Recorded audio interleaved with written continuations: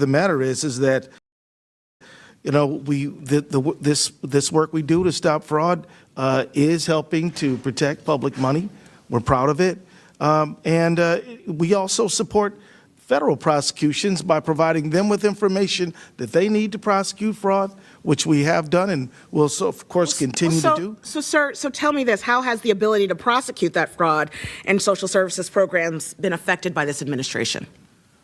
Well, it has been devastated by the actions of this administration. This administration has cut the number of prosecutors, but also has redirected FBI agents to do immigration as opposed to... Why have they cut those prosecutors?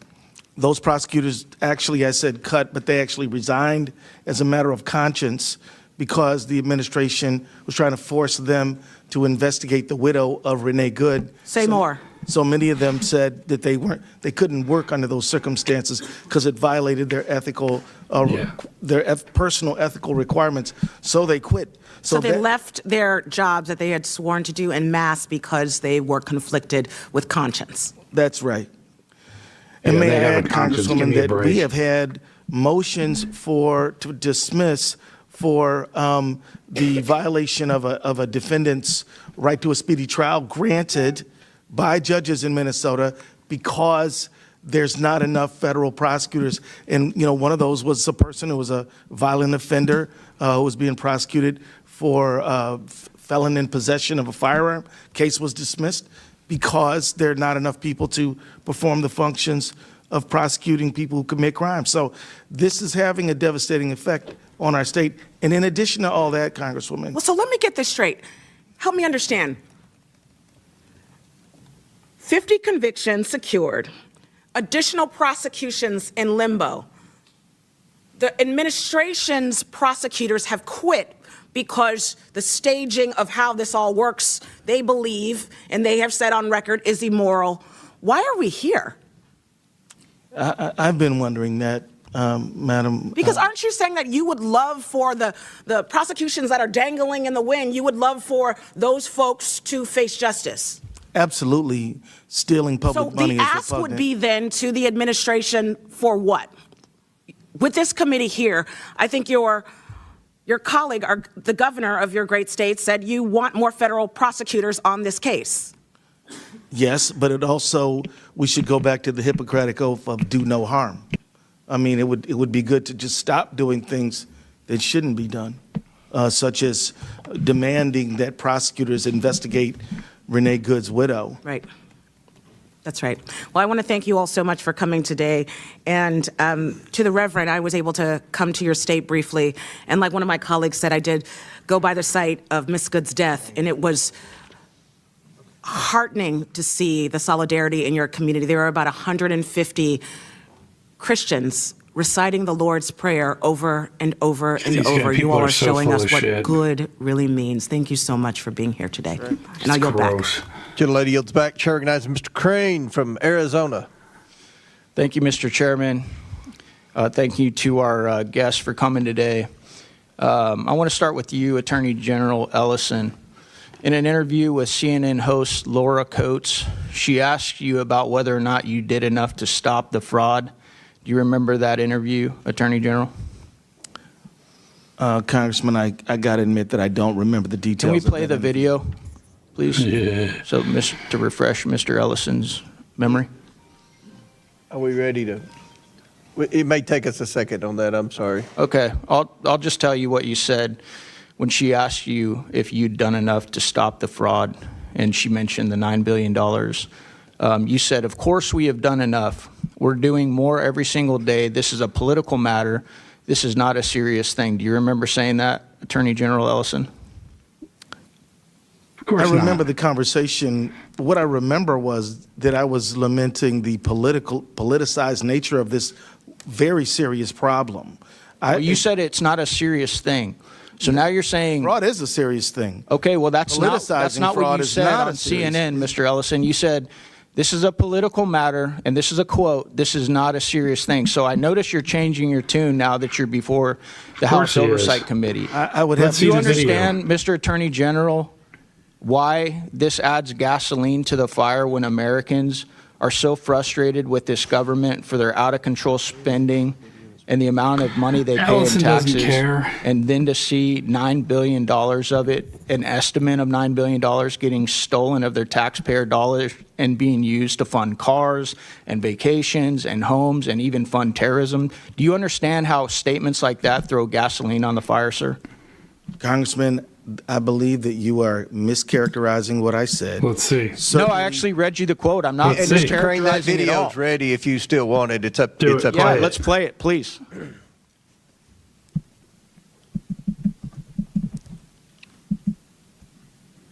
Is that there has been hundreds of millions of dollars, but now there are some estimates that there could be $9 billion or more. And Noam was just suggesting they took hundreds of people off the street who were involved in fraud. Are you confident your office has done enough? Of course, we've done enough, and we're doing more every single day. This is a political matter. This is not a serious thing. So how are you going to sit here, Attorney General, saying I'm mischaracterizing? I read word for word your quote. I then showed it to the entire dais, the entire audience here today. How are you going to sit here and say that I mischaracterized you?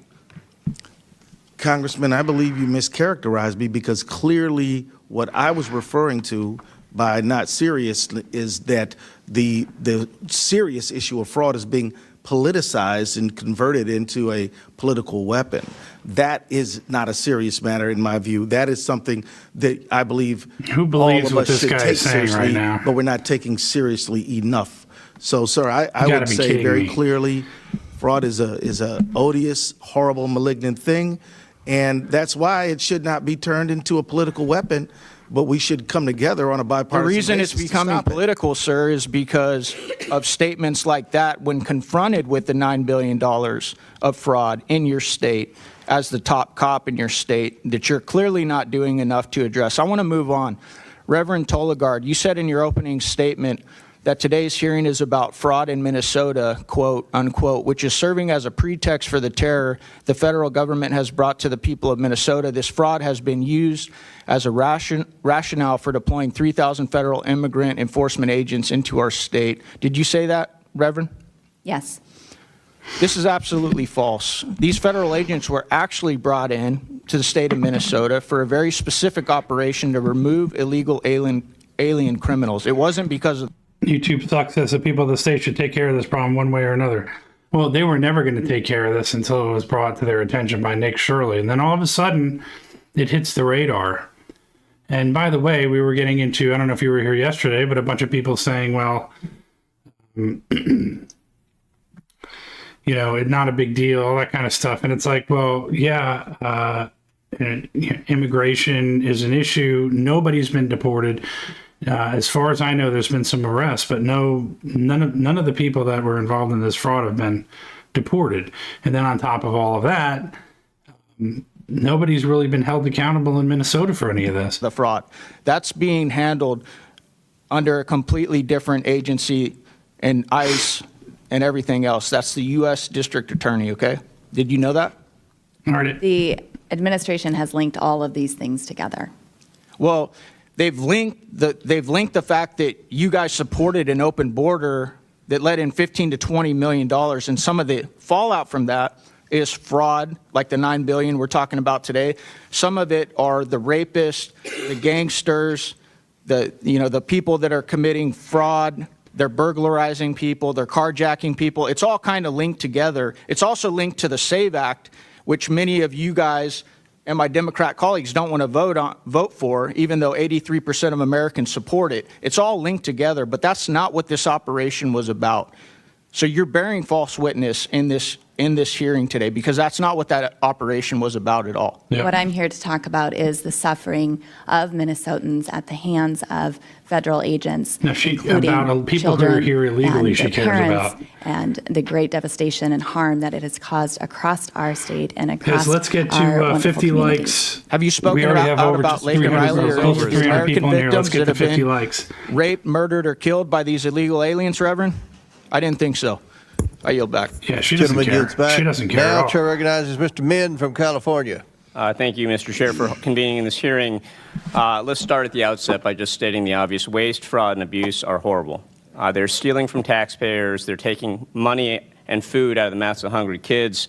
I have spent my career fighting against fraud. I started my career at the SEC, prosecuting corporate fraud, continued on as a law professor, teaching the next generation. And as someone on the Oversight Committee, this is a very, very important issue to. All right, everybody here, let's get to 100 likes. The more likes we get, the earlier, the more people we can get into the chat and have a really good discussion. So let's help me out. Let's get to 100 likes. We got enough people in here to do it. Again, every dollar that is stolen from these programs is a dollar that's not just taken from us hardworking taxpayers. It is something that is meant for a better use. And so I appreciate the gist of this hearing, but as I pointed out in prior hearings on allegations of fraud in Minnesota, the singular and exclusive focus on the Somalian community in Minnesota seems very partisan and wrong, because we know there's massive fraud across this country, That's right, Don, particularly you're right. in southern states, That's why they want 'em including here. states like Florida and Mississippi. Mississippi is still at trial right now, over $77 million in welfare fraud. Federal prosecutors have recently arrested a Russian national accused of submitting billions of dollars in fraudulent schemes in Texas and Florida. And of course, Oklahoma and Alabama consistently rank as the highest states when it comes to SNAP fraud. And yet we've only focused on Minnesota. Why? As a freshman member, I've been here 14 months, but I've learned that their House Republicans are all single-issue voters with just a handful of exceptions. And that single issue, the only thing that you all care about is whether you're on Team Trump or not. And so when Donald Trump goes after Minnesota and falsely claims that he won the election there 3 times and that it was rigged against him, I pay close attention. When he says that he would no longer admit Somalians to this country because they contribute, quote, nothing to this country, I listen. That's a wildly racist statement, but it's going to reflect what Republicans are going to do, and that is why we're holding this hearing. I care about welfare fraud, and I care about the scumbags who rip off taxpayer money. But if this was about welfare fraud, we'd be also hauling in people like Mississippi Governor Tate Reeves and former NFL quarterback Brett Favre, who clearly knew about a scheme to send money to build a volleyball facility at the college his daughter was playing at, receive funds for $600,000 or more for work that he never did from the government, again, taking money from the mouths of children that are hungry. No, this hearing is not about welfare fraud. It's about placating Donald Trump. This committee is holding this hearing for the same reasons that it's ignoring the massive corruption we know that Donald Trump is engaged in his family. What's up, Jim? Soliciting bribes from foreign governments and private companies in exchange for regulatory favor.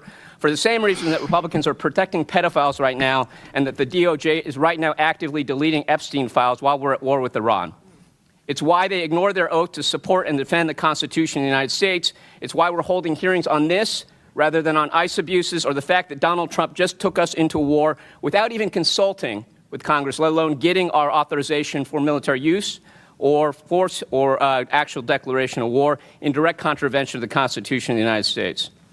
But for those of us who care about taxpayer dollars, let's focus on that. This is horrible, but of course we have seen instead a different type of abuse of our taxpayer dollars.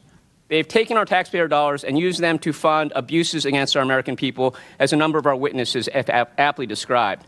And I want to just point out that until the murder of Alex Preddy, not a single DHS or ICE agent accused of wrongdoing, witnessed or videotaped assaulting Americans was suspended, faced any disciplinary action. That doesn't happen with police. When my local law enforcement are accused of misconduct, certainly if they're videotaped shooting someone, they are subject to an investigation. Maybe they're justified or not, but they're suspended, removed from duty, investigated. None of that has happened until the murder of Alex Preddy and the outrage around that.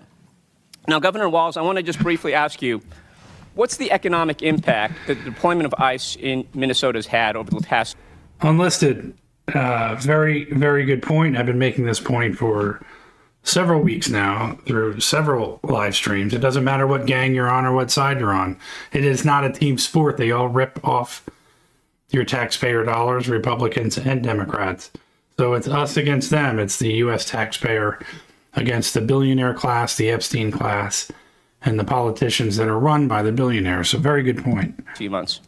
Well, thank you, Congressman. I thank you for your characterization. I associate myself with you on fraud is horrific. It is corrosive. It hurts those people that are there, and taxpayers should demand accountability. And I think that's what we're trying to take.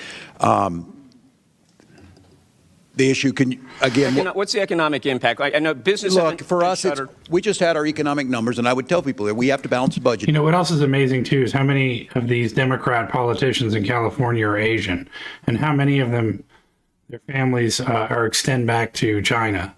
So I think that's another investigation that we should have, is how many of these politicians who are Asian and connected to China in some way, shape, or form from their history and their families are politicians in California. Every year, Minnesota is strongly, we're AAA bond rated. That shows up good. It doesn't account for what happened over the last 3 months. And by estimates, the city of Minneapolis estimates they lost $200 million alone. And I remind people, you saw pictures of Minneapolis. This happened across the state. Near my hometown of Mankato, Minnesota, in St. Peter, we saw a woman that was pulled over at gunpoint, a citizen.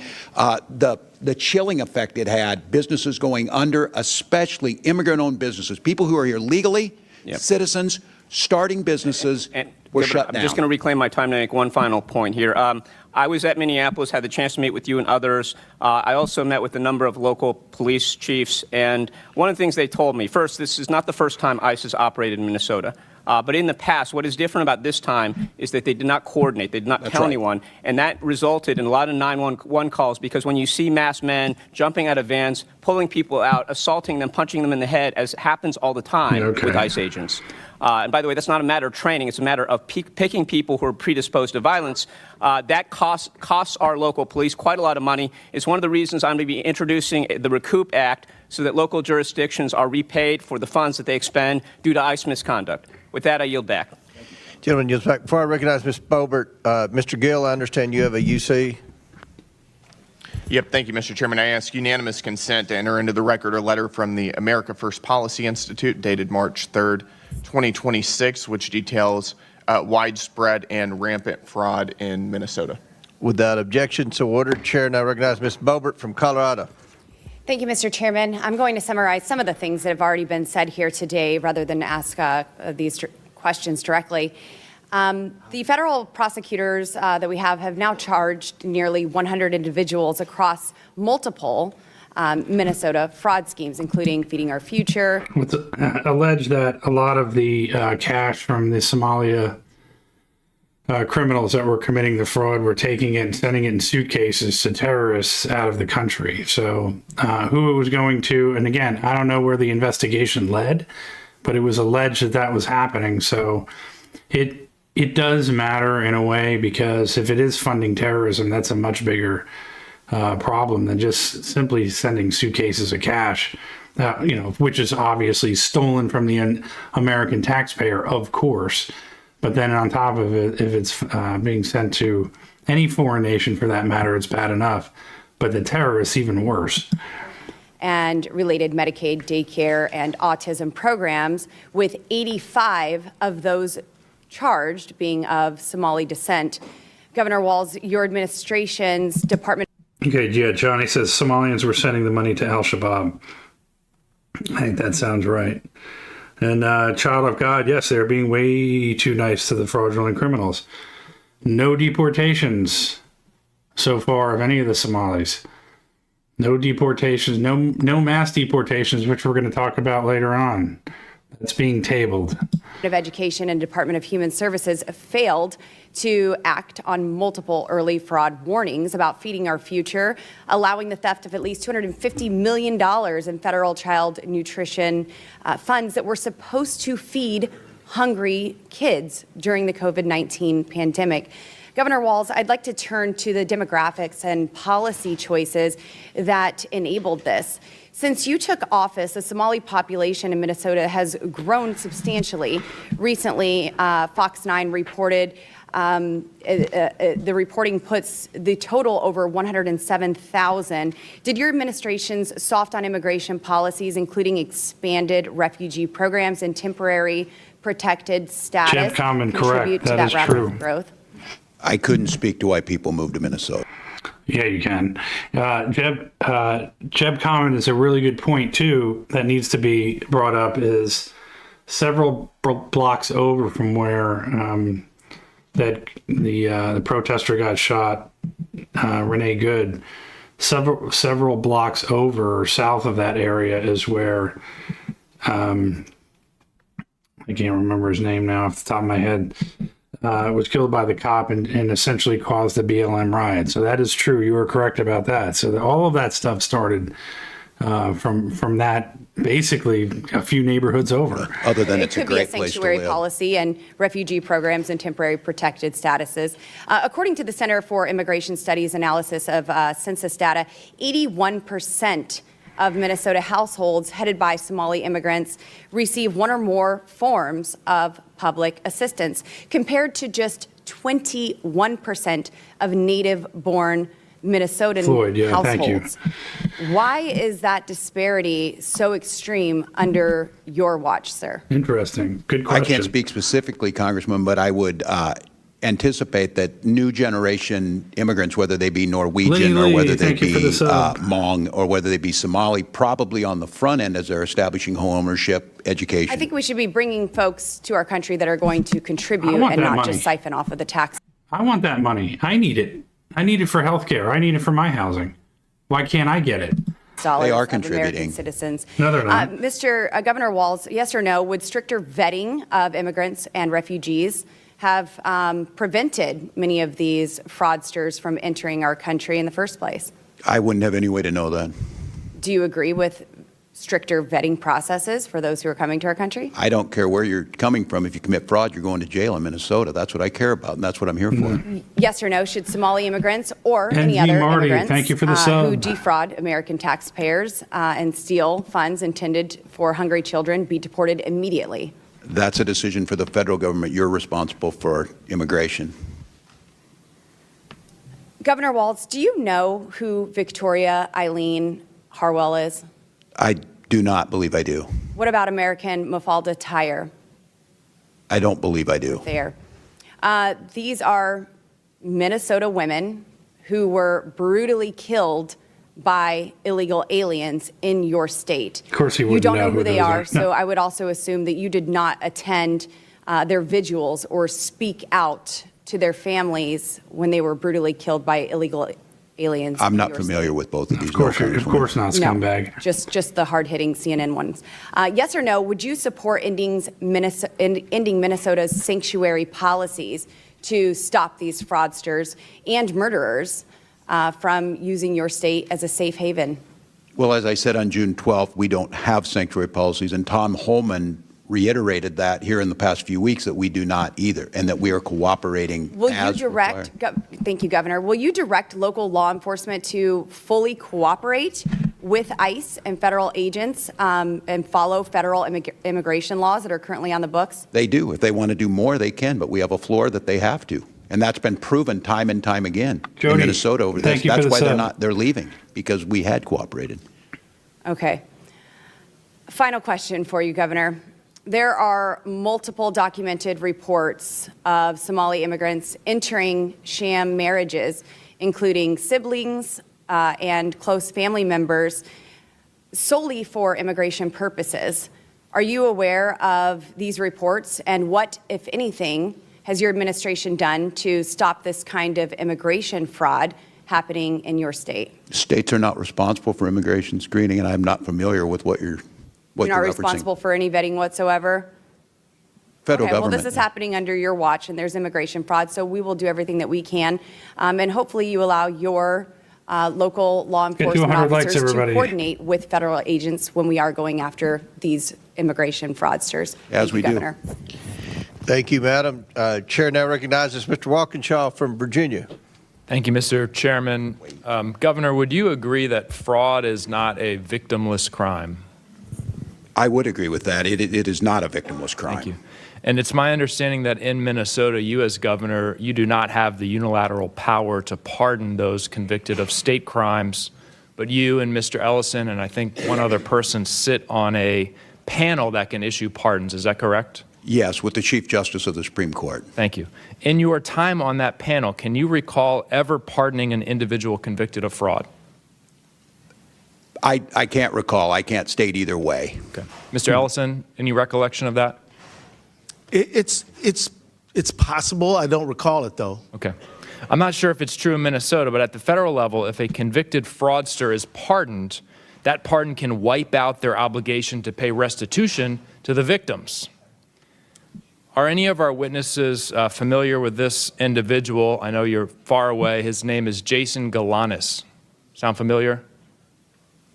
I am not, Congressman. Jason Galanis, according to the federal judge who sentenced him to 15 years in prison, is a serial fraudster and a con man who defrauded a pension fund in a Native American tribe of $80 million. I'll put it in simpler terms. He stole money from retirees. Nice. Do any of our witnesses know what federal prison Mr. Galanis is being held in? I do not, Congressman. He's not, because President Trump, our fraudster in chief, the namesake of the fraudulent Trump University, the fraudulent Trump Foundation, the fraudulent Trump Organization, pardoned him and relieved him of the requirement to pay restitution to his victims. A member of this committee, Mr. Jordan, recommended to President Trump that he be pardoned. Any of our witnesses familiar with this individual? His name is Jeremy Hutchinson. I am not, Congressman. Mr. Hutchinson is a former Arkansas state senator, Republican, convicted of a multi-million-dollar public corruption scheme, embezzlement, bribes, illegal campaign contributions. B. Diamond, if you're going to continue to spam in all caps, I'll remove you. Conspiracy to commit bribery. Mr. Homan might know something about that. For passing legislation that benefited an orthodontist who was paying him off. President Trump's Department of Justice in his first term prosecuted him. A judge sentenced him to 8 years in prison and ordered him to pay $355,000 in restitution to his victims. Any of our witnesses know where Mr. Hutchinson is serving that sentence today? I have a guess. I have a guess, too. He's not serving a sentence because President Trump pardoned him, relieving him of his restitution obligation. A corrupt politician, prosecuted by Trump's Justice Department in the first term, pardoned by Trump in this term. Trump has pardoned fraudster after fraudster, denying victims, we talked about victims, taxpayers, senior citizens, children, the restitution they deserve. $1.3 billion. That's the total that Trump's pardoned fraudsters have been relieved of paying their victims. Nova, very good point. Frauds on both sides. That's what we have to remember. We have frauds on both sides. Stop picking a team. It doesn't matter anymore. The team is us against them, the billionaires against us, the politicians against the taxpayers. The chairman called this hearing because he's concerned about fraud, about accountability. I share those concerns. But where is the hearing on the $1.3 billion Trump has relieved his pardoned fraudsters from paying their victims? Did those victims get a voice in this Congress? There's a lot of outrage today. Raised voices on both sides. Poindexter. Will we raise our voices on behalf of those who have been victimized by President Trump's pardoned fraudsters? Governor Walz, what signal would it send if you and Attorney General Ellison and the judge who sit on this panel were to pardon some of the fraudsters who have committed this fraud in Minnesota? What signal would that send? What impact? None of them are getting deported as of today. So what about that? Could that have? Congressman, I believe it would send a signal that we don't take it seriously because you have to put these people in jail and they have to serve their lengthy sentences and they have to do restitution. West Bank, And that's right. Just hypothetically here. Good versus evil. If you were to pardon one of those individuals, how would you explain it to the victims of that fraud, the taxpayers across the country, those individuals who didn't get access to the social services they need because the money was stolen? How would you explain it to them? I don't believe I could. I don't think you could either. May I share, Please. Congressman, that generally when people get any kind of a pardon in Minnesota, they've done all their sentence. And Governor Walz is very careful to say, have you paid every penny you owe people? Yeah. So that's kind of how we do pardons in Minnesota. Well, these folks have not paid their pennies, $1.3 billion worth of pennies. Would the gentleman yield the question? My time's expired, Mr. Chairman, so I'll it's your give you time. more time if you want. Sure, I mean, Keith. you mentioned Jason Galanis, and that piqued my interest, and I'm sure it did Mr. Biggs. Because we got 700 people. Let's get to 100 likes. The more likes we have, the better it treats the algorithm, or the algorithm treats us, gets more people in here, more people in the chat. So let's get to 100 likes as quickly as we can, as early as we can. It would help us out a lot. Thank you. as well. And I think, and you are correct, he did defraud an Indian or a Native American pension fund. Do you know who his partner was? I know all the background of it. The point is, he stole money from Would you people. state who his partner was? Yeah, It's Hunter Biden. And Jason Galanis served in prison for how long, Mr. Biggs? 2 years. No, that's incorrect. No, that's he false. served in prison for years. Many years. And they were equal partners, and Galanis blew the whistle during our Biden investigation, and he was raped. Got him. He was raped in prison right after that. So, Got him. That's correct. Will the victims of his fraud get their money back? Why I don't did know. President Maybe Trump ask Hunter Biden. Why but ask you weren't President here. Trump? You weren't Ask here in President your Trump. defense. You weren't here during the Biden President Trump administration. to get the You've victims been here their about money 3 back. months, but you know more than anybody about everything. So, Chairman, Mr. Chairman. the chair recognizes Mr. Biggs from Arizona. That was awesome. Thank you, Mr. Chairman. And I'm glad you brought it up because of the 10 partners in that fraud that you mentioned, 9 of them went to prison. You know who the one partner was that didn't go? Your buddy, Hunter Biden. That's right. Hunter Biden didn't go. And by the way, you must not have been here. I don't think you were here when I introduced all these documents earlier before I had to leave to go to judiciary. The worst thing in the world is that you can go and say a bunch of things like that guy did, who somebody in here called Poindexter brilliantly. And then you get completely, utterly embarrassed because you don't tie the guy to Hunter Biden, who's probably one of the worst scumbags there is. And then you just get embarrassed by 2 other Republican senators because you don't have your facts straight. And all you did was just look at a surface level thing because all you cared about was Trump. And this is the point I'm trying to make. The point I'm trying to make is if all you care about is Trump, or all you care about is the Democrats, and you're not really seeing what's going on underneath the surface, then you really don't know what's going on. You're really not paying attention, and you're really not educating yourself about what's going on in the world. And that's what's important about all this stuff. Somebody said good versus evil. That's exactly what this is. It's the American taxpayer who goes out and follows the law. And God forbid they speed 5 miles an hour over the speed limit, they get a ticket. But a bunch of Somalis who come over here can commit fraud, and they don't get deported. And so, that's the problem. We live in an anarcho-tyranny. And for those that don't know what an anarcho-tyranny is you have a bunch of people who are here illegally committing crimes. They get slapped on the wrist. But people like us who are Native Americans who follow the law to a T, if we barely step over the line one way or another, we get punished to the full extent of the law. And that is our country right now. Talking about of the 1,500 criminals pardoned by Joe Biden in 1 week, 24 of them were fraudsters that had hundreds of millions of dollars of restitution forgiven by Joe Biden. But now I'm going to go now to Mr. Ellison. Both sides pardon bad people. No, I've had enough of you. Let's talk to Mr. Ellison. Mr. Ellison, isn't it true that when you were a member of Congress, you sponsored the Money Remittances Improvement Act of 2014? It was H.R. 4386. Do you remember that? Congressman, I think that's accurate. Yeah, I get you. We all introduced lots of bills. No, he got pardoned by his dad. That's why Hunter Biden can't get prosecuted. Hunter Biden was pardoned by his father. So no, it has nothing to do with the judge or a jury.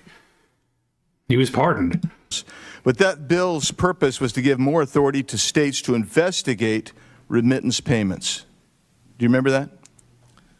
Congressman, I believe that the purpose of that bill was to facilitate financial transactions for Minnesotans who needed them. Well, in reality, you shifted remittance payment investigations to the states, and that was supported by the Somali American Remittances Association. You may not remember that, but that was. Congressman, could you remind me, did that bill ever pass? H.R. 4386.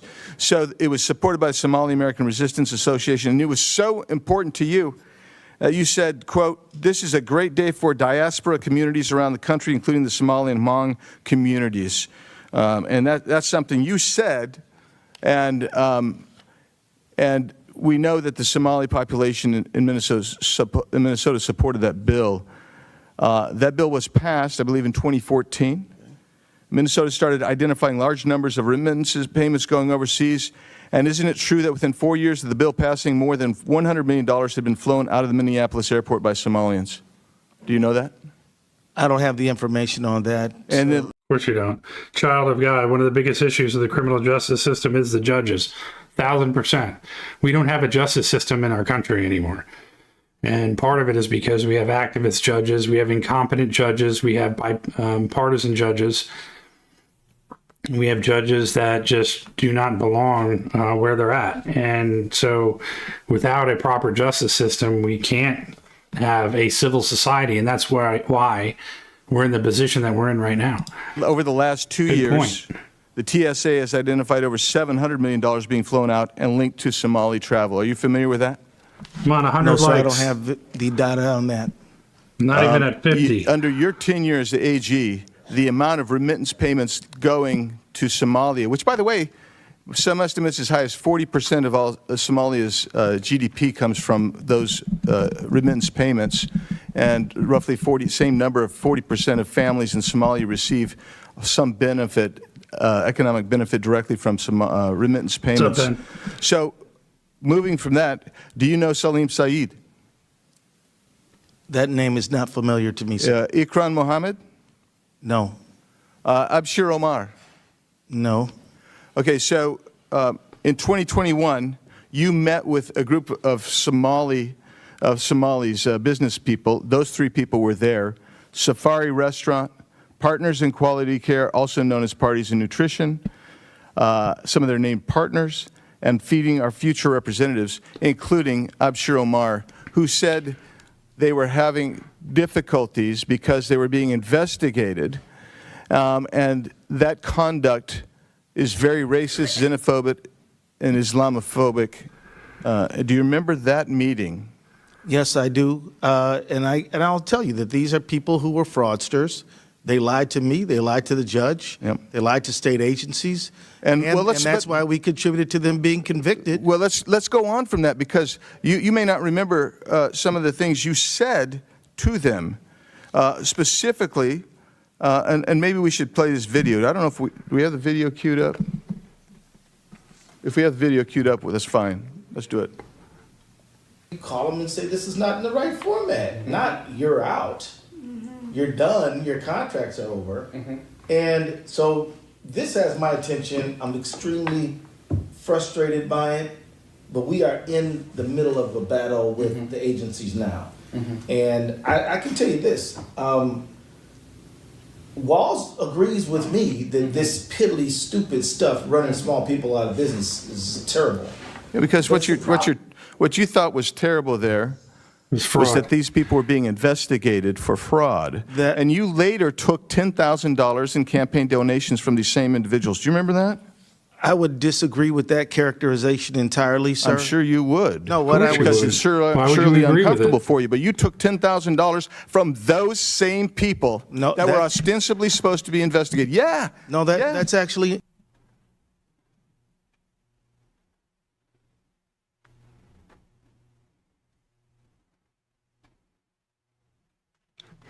Yeah, rabbit, yep.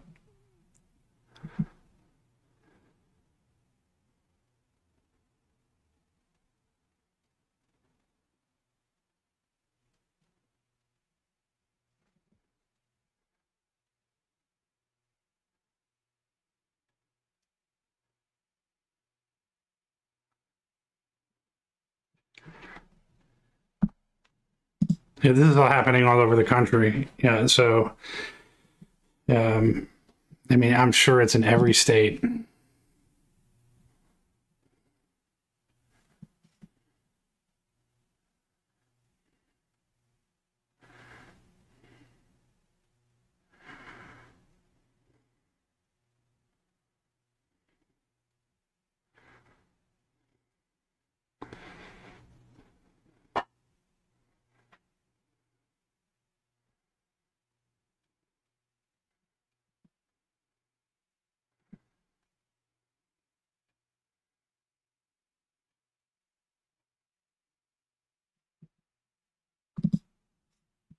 Hold on, let me unstick this thing here. Sorry.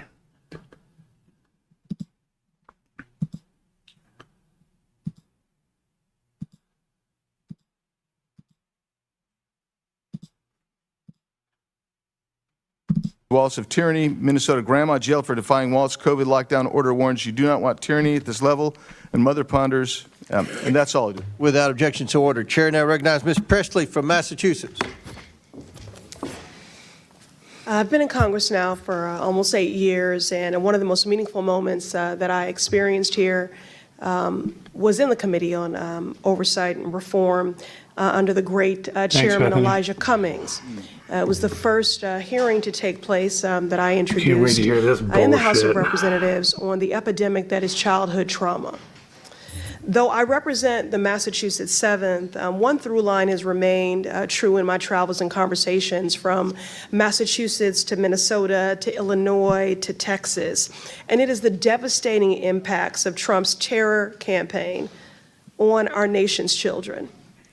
This administration's policies, including but certainly not limited to Operation Metro Surge, in my opinion, I would characterize as child abuse, child neglect, and inflicting childhood trauma. We are experiencing in real time the compounded adultifying of our children, where increasingly so a childhood is a privilege instead of a right. I'm reminded of a conversation I had recently at the airport where a dad approached me to talk about his 6-year-old son who returned home from school pleading and begging for his parents to give safe haven to his classmate, his best friend, for fear that if they did not do that, that he would be deported. No child should have those concerns or carry that heavy burden, but this is the reality for our nation's children under Donald Trump's America. Frederick Douglass said it is easier to build strong children than to repair broken men. We are certainly not building strong children. In my district, the Massachusetts 7th, Eleni was only 2 weeks old when her father was wrongfully taken by ICE, a trauma that she will carry for the rest of her life. Again, so far I'm speaking about the pleas of a 6-year-old and the policy, rather the family separation of a 2-week-old. Okay, Al, like I've said this before,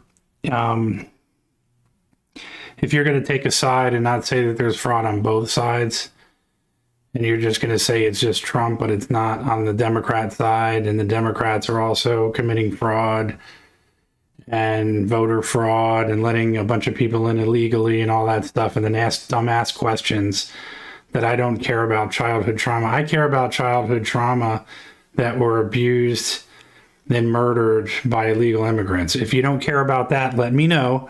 That way you can just either remove yourself from the chat and go somewhere else, or I'll remove you myself. So let me know if you care about childhood trauma across Native American or Native people who are born here, or just simply illegal immigrants. That's all you can. Clarify that. And then clarify if you believe that there is fraud on both sides. Because if you can't do that, then you don't belong in here. In Minnesota, Liam Ramos was only at the age of 5 years old, was detained by ICE and sent to Texas, and he'll carry that trauma for the rest of his life. There are the children that are directly impacted. Then there is that secondary trauma for those who have bore witness. Now, you first of all, you're not smart enough to calculate the level from one side or another. So that's about as arrogant as you can possibly get. If you really truly believe that somehow you're able to measure how much fraud from one side compared to the other is. Because if you were, you wouldn't be in chat right now chatting with me. You'd actually probably be in a think tank. You'd be on the news or MSNBC or CNN or Fox giving your opinion, because people would actually respect you for that. But that's a lie, because you don't know.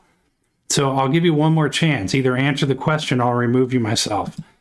While in Minnesota, I met with parents who have had to establish parental patrols armed with whistles and orange vests and their cameras to try to keep their children safe. Green Street Elementary, it was just across the street from one of the murders that occurred in broad daylight. under Operation Metro Surge. Around the country, the children of Renee Good, Keith Porter, Geraldo Campos, and dozens of other children whose parents were killed by ICE agents will carry that trauma the rest of their lives. Trauma in their bodies, their classrooms, their sleep. It shows up in the ways they cling to their parents at school drop-off, in the silence of a child who used to speak freely, in nightmares that no child should be visited by.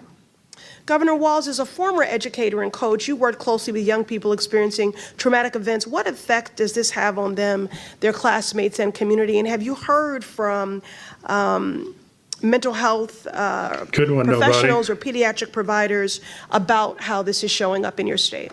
No. Well, thank you for the question, Congresswoman. First of all, I would say when I talk about Minnesota being one of the best states, if we're not first, it's usually because Massachusetts is. And I note that it is true because you care about this. And you mentioned it correctly. This is generational trauma that's been inflicted, whether it's learning loss that's happened or the trauma we've seen amongst our children.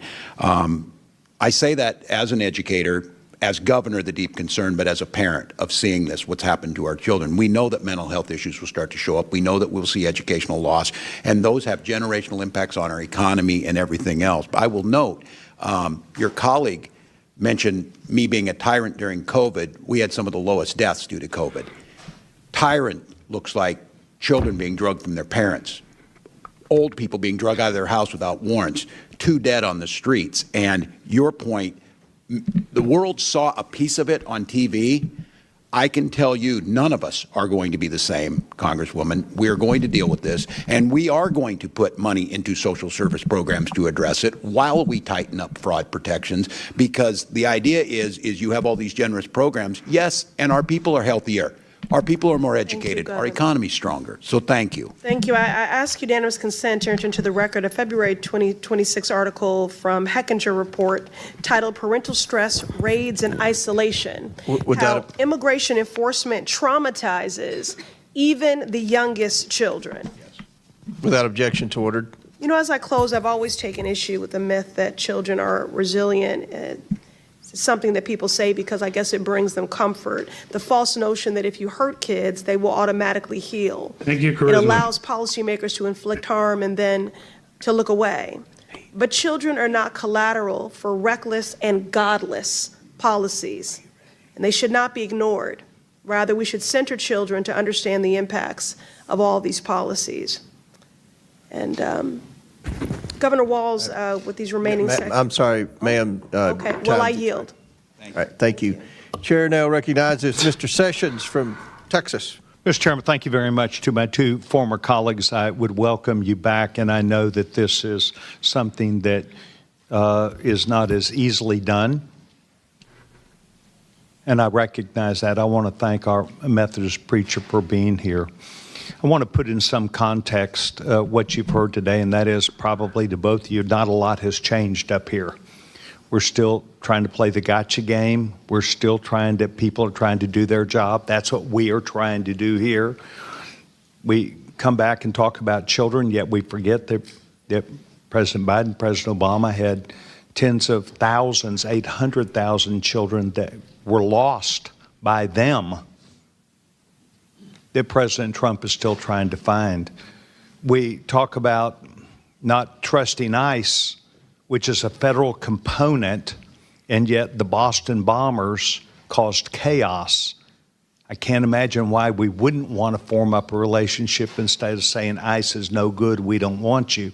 It is the federal component. So with all that said, in fairness to each of you, you've heard what we've said today. So I would ask you, Governor, and then I will say it right up front. I was kind of hoping that you might show up, or both of you might show up, because you're Methodist preachers here, and say, we didn't do everything right. We think there were a lot of things done wrong. We think we want to learn. We come and ask that you understand that this is something that happened in our midst. My Methodist preacher, I'm a global Methodist. My Methodist preacher meets with me pretty often and makes sure that he knows and I know I look for balance, I look for fairness, I look for objectivity, and I know you've not been placed in a very good position now, but I got 3 minutes left. Governor, what did we do wrong here? How do you want to set that record straight? Because otherwise, it's going to be a he said against you guys. And I want you to tell me, where did we get it wrong on this side?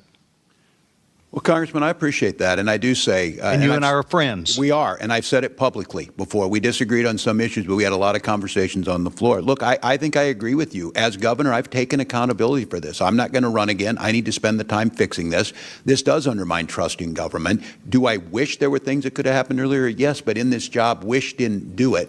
I'm looking into where I see it. I can tell you this, Congressman, that the safeguards we're putting in place are going to make a difference. I think other states can use them.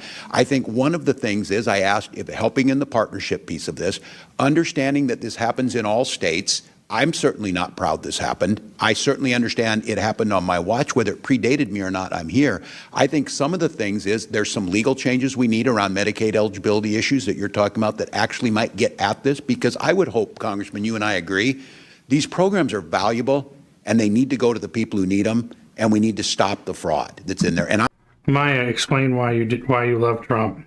I'm trying to explain to you what we did from the beginning. These people continue to be a moving target, and they are very sophisticated. Is there still a problem? Is there still fraud happening? Is there still a problem we'll say in Minnesota? I know we're not. I think there's more work to be done. Yes, I will tell you that. And we're working on it. I have a package that I introduced last week. One of the things that I think is going to be helpful, and I know you're working on it up here, is the ability to use AI. It's the pre-screening. What you don't want to hear from us is, and I don't want to hear, that we're arresting people after they did it. We need to stop it before it happened. And I agree with some of that. We're moving. We do need to arrest them, however. We do, but if we're just continuously chasing our tails, it's like I said, if you arrest one, I'd like to keep working with you, because we've got to stop this. And so I would welcome that. If you put together a list that we can send to other governors and say, here's what we did. That's General. That's fantastic. Congressman Sessions, let me just say thank you for your question. I absolutely think there is more that all of us can do to protect the public dollar and get the money where it was intended to go. There are all kind of ways to make sure. Well, we're not even close We're talking about the lessons learned. likes. Are you going to show up today? Help me out here. And Come on. take, as the governor did, and say, we made a mistake. I owe an apology to people. We believe that what you've tried to do today to defend, I'm not trying to put you in a corner, General. I'm trying to get you, because we're sitting here trying to get. All you have to do, those who are watching right now, is double click the screen. That'll like the video. That's all you got to do. It's not hard. You're all on your phones. Get to where we're going to go. I can assure you, Congressman, that I am here to work to improve this system, and there are improvements that can be made. And your offer to work on a bipartisan basis to solve this fraud crisis, I am all in.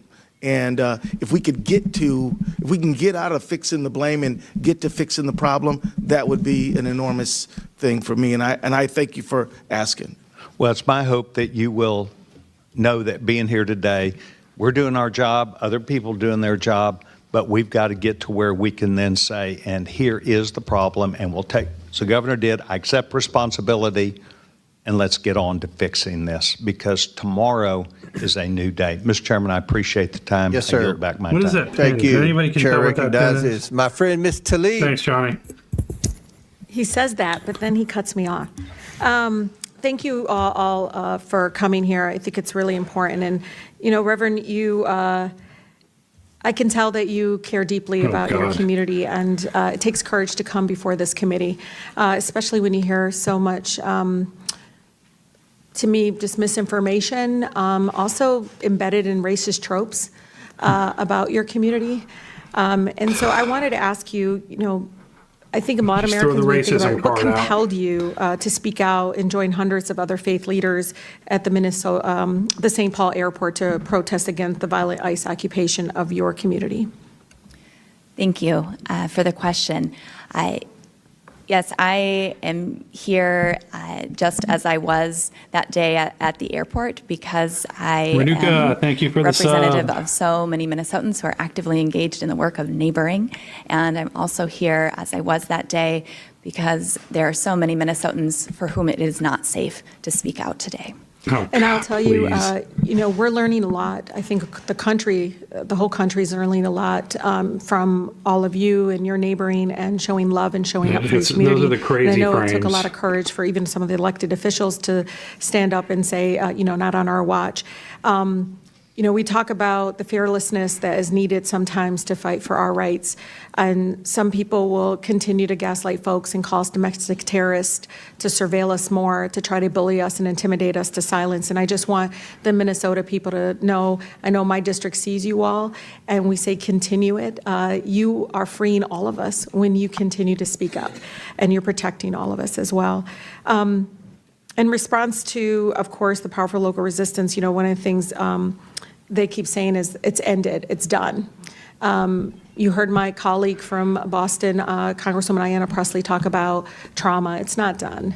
There needs to be a lot of healing, and I don't think they want to fund that or support that. But I'm asking, just as myself and many of us in my district are wondering, is it truthful? Are they done?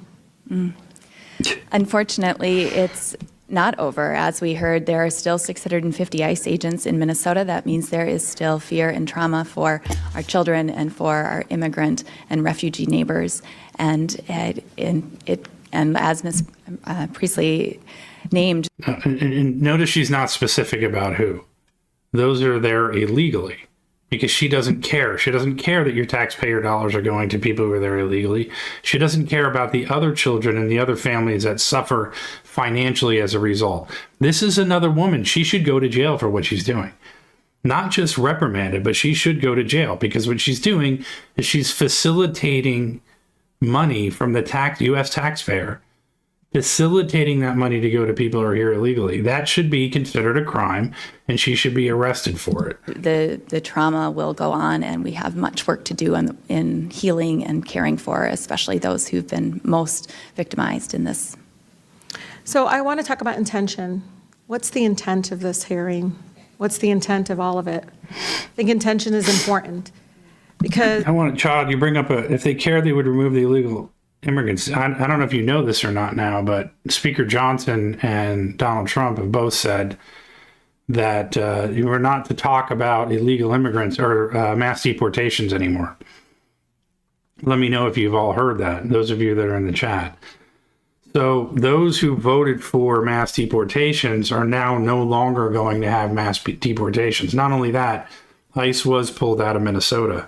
So I'm curious, to those who actually voted for it or for the mass deportations, what do you think? What's your opinion now that you know that Speaker Johnson and Trump have both told Republicans to no longer discuss mass deportations because it's bad for them politically?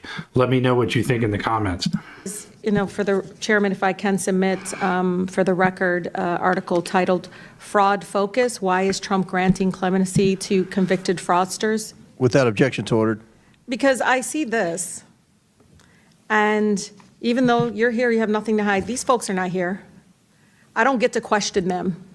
I don't get to say to the guy that committed $200 million Medicare fraud who just got pardoned by Trump. I don't get to ask Jared Kushner. Chad, I'm sorry you're going through cancer. I went through it as well. It is not a fun thing to go through, so I feel for you. So I'm sorry you're going through that. I hope everything is going well. Why is your dad go from literally in France, the title and we will be praying for you of the article is Prison to Paris. Literally from committing fraud, he pardons his son-in-law's father, and now he's an ambassador. You see all that happening, it's like, well, what's the intention here? They're creating a world's largest paramilitary under the direct control of the president, who has made it clear that he intends to crush dissent. Good. Target entire cities. I'm glad it's going great. That's awesome. I'm so glad to hear that. He literally is telling us he's going to send ICE agents out on election day to intimidate and target our community. He's not lying. He's going to do it. And I think we need to be very, very much prepared. At the same time, intention. Governor, I seen him in this administration funding freeze, and blaming all of these people. Like, I hope people don't blame my community for everything Trump's doing. Do you know what I mean? Can you imagine right now, the impact that is happening? What impact is it going to really have right now? I mean, you're talking about today, this is cut off, and he's refusing to let go of the money that, again, Minnesota actually is supposed to rightfully get appropriated. 400,000 children lose health care, pregnant women, and elderly and rural hospitals will be severely impacted and potentially close. It's hard because I wonder if they would do that in Kentucky where they have fraud, in Tennessee where they have fraud. Their own numbers show that our error rate is 2.1%. The national average is 6%. Oh, I know. You guys testified about it. Attorney General, even though, you gave everybody else 30 seconds, I need to ask you, I mean, you're here today. What could you be doing right now? You're Attorney General. You doing what today if you were at work instead of here? To be honest, I mean, can you explain? It's a good question. Why do you think that somebody like her is in government? That's part of the problem. The Hart-Celler Act is the reason why someone like her is in government. The demographics have completely changed since the civil rights movement. And now we're suffering as a result of it. And somebody like this person, and I asked a question yesterday and nobody answered because they couldn't. How many people in India, for example, are in government from the United States of America? How many Americans from the United States, white Americans in the United States, are in any form of government in India? What's back home that you have work to do at home? Like, what can you be doing instead? Microphone, please.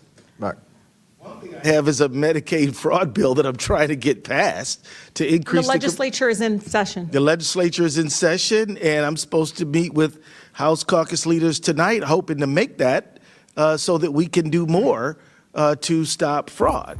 Yeah. So that's one thing I could be doing among 20 others. Well, I'll tell you, I'm always reminded, and please bear with me, Chairman Cromer, our amazing, former chair,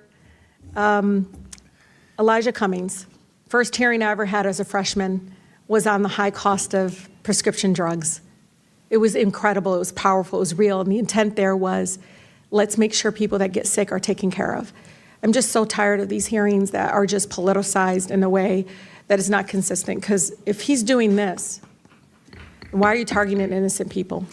Innocent? They're innocent? Thank you, Ms. Tlaib. I gave you an extra minute and 15 seconds to criticize. Good question, Space. Criticize the chairman of the committee. So, but I do like Ms. Tlaib. Chair recognizes Mr. Gill from Texas. Thank you, Mr. Chairman, and thank you to the witnesses for taking the time to be here. Governor Walz, are you familiar with the Early Intensive Developmental and Behavioral Intervention benefit? I am, Congressman. Got it. It provides services for autism patients. Is that right? That is correct. Got it. And when did you become governor? In January of 2019. In 2019. Okay. So using 2018 as a baseline, do you know what that program paid in Medicaid claims? I do not, Congressman. It's about $671,000. Do you know what that racist program means? paid in Medicaid claims in 2024? Define racist. I don't have the number in front of me. $342 million. That's about a 500x increase over 6 Without looking years. it up. Was there 500 times the number of autism patients in that time period? I couldn't speak specifically to it, but I will say, Congressman, that doesn't sound reasonable, right? You don't think there was a 500x increase in the number of autism patients in 6 years, right? Correct, and that's why we ordered on-site visits starting back in 2024. So we agree that doesn't sound reasonable. Would you also agree that a single taxpayer dollar wasted? I'll say it one more time because obviously you're not listening. How many in government are in India? It's a specific question. First of all, you're wrong. Are there any white Americans in Chinese government anywhere? On fraud is a dollar too much to tolerate? Yes. Yep. And would you agree that as governor, ultimately you're responsible if tax dollars are defrauded? Yes, I would agree. Yep. Would you also agree that calling somebody racist is a serious accusation? If they are racist, I think it's probably I'm asking accurate. you, is that a serious accusation to make about somebody? Doesn't mean anything. I think it's just an observation of reality. All right, well, let's go there. Is it racist for a government official to identify fraud? No.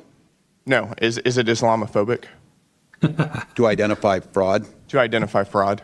No, I don't believe it would be. How come multiple whistleblowers have said that your administration told them not to say anything about widespread fraud across multiple agencies because doing so would be considered racist or Islamophobic? I can't speak to it because it's not anything I would say. Well, that's what your administration has. Okay, why should America be unique? Why? Tell me why America should be different from India and China. Tell me, explain to me why America should be different when it was founded the way that it was founded. Please tell me. I'm curious. I'd love to hear that argument. Said and has told whistleblowers, and as you just testified, the buck stops with you. It's what you stated in your statement whenever you announced you weren't running again. Are you familiar with Faye Bernstein? Yes, I'm familiar with the name. She's a Democrat, isn't she? I wouldn't know that. She stated publicly that she's a Democrat. She's only voted Democrat in her life. She's also stated publicly that she was retaliated against and called racist, and that her work responsibilities were diminished. How is that better? Our country's worse off than it's ever been, ever. So please tell me how America is better because of diversity and people like Rashida Tlaib in government. Please tell me how we're better. Highlighting fraud within your administration. Are you familiar with that? I couldn't speak to specific allegation. Why do you think she would say that? I can't speak for what you she have no would idea? think. I do not. You would agree that the tone in your administration comes from you ultimately, right? The tone is that. The tone of how you might deal with whistleblowers. Right, and we protect them. Wait, it doesn't sound like you're protecting them. We heard from Representative Kristen Robbins, quote, "We have dozens of credible whistleblower reports saying the exact same thing, that people were told not to say anything because they'd be called racist or Islamophobic or..." Sizzle, if you're just going to keep saying dumbasses and dumb and asses, and you're just going to continue, if you're not going to participate in the discussion, I'll just remove you. Would hurt the state. Do you think it's racist or Islamophobic to highlight and try to stop fraud? It is not, and I certainly wouldn't It's not, but that was the message your administration was sending to multiple whistleblowers. I can't speak to that. You can't speak to that. You don't want to speak to that, I think. I have over 40,000 be retaliated against? Pardon me? Do you think whistleblowers should be retaliated against? Absolutely not. They have strong protections in Minnesota and lots of paths. And the paths go for the OLA. That's not what we're hearing from whistleblowers. Faye Bernstein, who, again, has stated that she is a Democrat. She's only ever voted Democrat. Bye. Says that doesn't she was matter whether subjected she's to, quote, Democrat or Republican. A smear campaign for trying to make leadership aware of illegal contracting practices. Why do you think that happened? I can't speak to that, Congressman, because we don't do it. You just don't. You don't know anything. I do know that we don't. We have strong whistleblower protections, and I can't speak. That's not what the whistleblowers are saying. According to another report, quote, "There's just a continuous effort to stifle you, to shut you up, and it's impossible to overcome." Your administration's response to whistleblowers has also been described as, quote, "nearly unbearable retaliation."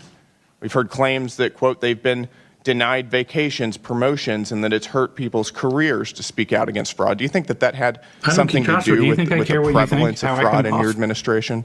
I can't speak to it, but are you going to take responsibility for this? I supervise 40,000 employees. State agencies have their own. You supervise a lot of employees, and as you have said, the buck stops with you. And your administration has treated whistleblowers like absolute dirt, and that's a big reason why we've seen so much of our hard-earned tax dollars defrauded. Look, Congressman, I told you we have strong protections. We have an Office of Legislative Auditor. This committee has spoken to nearly 30 whistleblowers. Nice, Spargo, thank you for the sub. Current employees in your administration who have intimate knowledge of what's been going on, who have all stated that they've faced retaliation for calling out fraud. I can't speak to them what they felt. My time is up. I yield back. Recognizes Ms. Ansari. Mr. Chairman, it's outrageous that this is what we're choosing to spend our time on the Oversight Committee. At the first one... Fraud? At the first one, yes, fraud, because let's talk about fraud. At the first one of these ridiculous series of hearings on Minnesota, I brought up the dozens of horrific ongoing corruption scandals in the Trump... And that's Tip Top, thank you for the sub. Yeah, and that's the thing. So if other countries like India, and that's exactly my point, India and China, they don't allow people from other countries like me to be in their government. There's so many other countries that they would way more racist than anybody in America would be. But yet you have people in this country that just throw the word racist around. Yeah, I do have a lot of people from different races that support me because I know I'm telling the truth. I'm not going around using tropes. I'm not going around and using ad hominems or anything like that, or calling people names. I'm just saying this is the way it is. This is how the country was founded. The country was founded by Northern Europeans and Western Europeans. That's how it was founded. Is that racist? No, it's true. And then when the civil rights movement came around and they changed the demographics of the country, it is a fact that the country has been on a downward spiral since that point. Is that racist? No, it's facts. But people that say it's racist are the true criminals who use that term. And the reason they use that term and say those things is because they're the nefarious ones. Just keep that in mind. Okay? They don't know me, and they don't know this channel, and they don't know the followers. We're way, way, way, way smarter than the people who just throw those words out. Because we know history, we know the facts, and we know enough that if anybody just throws that word out, all we do is just laugh at them, because it's like, here's another one who just came out of the woodwork or just crawled out from under a rock and just says that because they're nefarious, the lowlives who want to pull one over on you. And when you catch them and you call them out, they immediately call you a racist. That's what the ADL does. That's what even the Italian mafia used to do, and still does to this day, is that everything is a racist thing, but that is a defense mechanism for them to allow themselves to get away with nefarious, whether it be criminal activity or immoral activity, whatever it may be. Administration, but I know we're very scared of Donald Trump, so we won't be talking Demographics about absolutely those. changed. But those are the things that we should be investigating on the Oversight Committee. Now we have another one. The Department of Justice was caught red-handed withholding explosive and credible FBI witness interviews of a woman who accused Donald Trump of sexually assaulting her when she was a minor. Shouldn't we hold a hearing on that? Shouldn't Pam Bondi be here, forced to testify why she is violating the law that Congress passed, the Epstein Files Transparency Act, nearly unanimously, along with this committee's subpoena? But since the Republican majority instead wants to have a conversation about Minnesota, then let's do that. The Trump-Epstein regime's deployment of thousands of ICE agents, Donald Trump's personal secret police force, is a fascist disgrace. These untrained agents terrorized the people of Minnesota, violated their rights, and even shot them dead in the streets. I want to remind us all about what happened to Alex Preddy, an intensive care nurse murdered by CBP agents while trying to protect a woman that the officers were assaulting. After his murder, Stephen Miller said Alex was, quote, a domestic terrorist who tried to assassinate federal law enforcement, a would-be assassin, and an assassin. Kristi Noem said Alex was, quote, committing an act of domestic terrorism. She said, I don't know any peaceful protester that shows up with a gun and ammunition rather than a sign.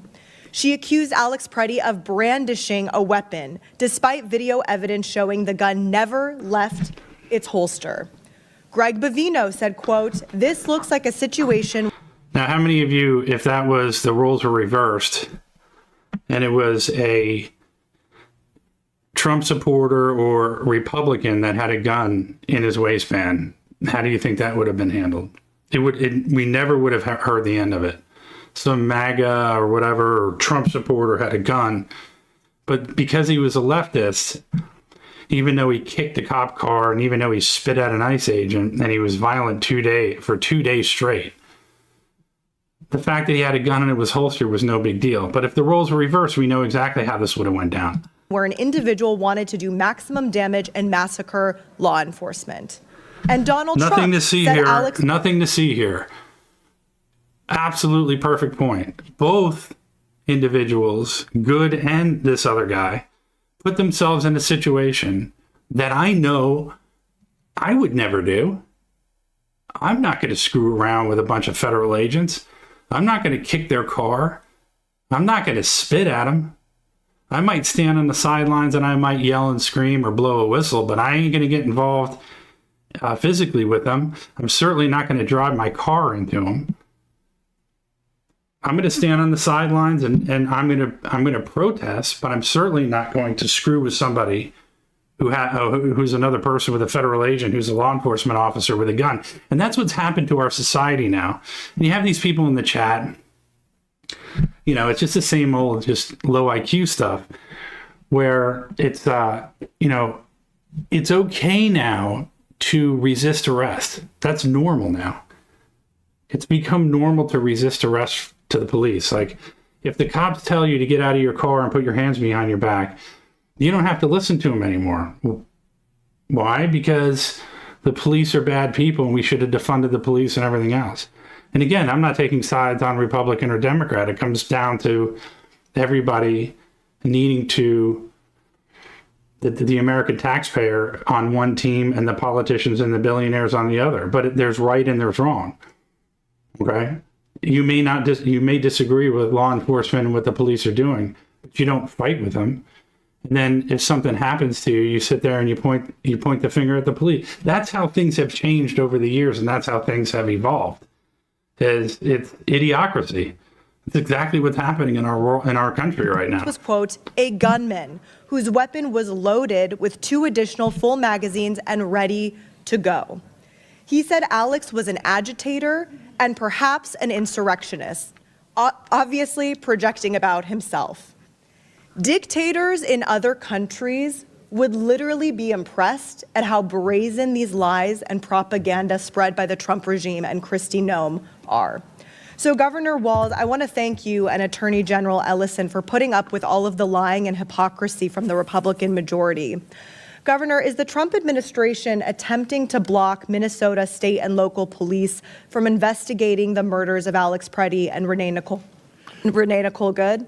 I believe we're not getting any cooperation, and we were told we would not be part of that. Attorney General may know more. Yes, Congresswoman, we have been told that we would not have access to investigative file, which would include evidence that would be relevant to the investigation in both cases. And even there's one case, shooting incident that was non-fatal, and that one has also we've been frozen out in that as well. So 2 follow-up We had to go to questions. court to get the evidence preserved.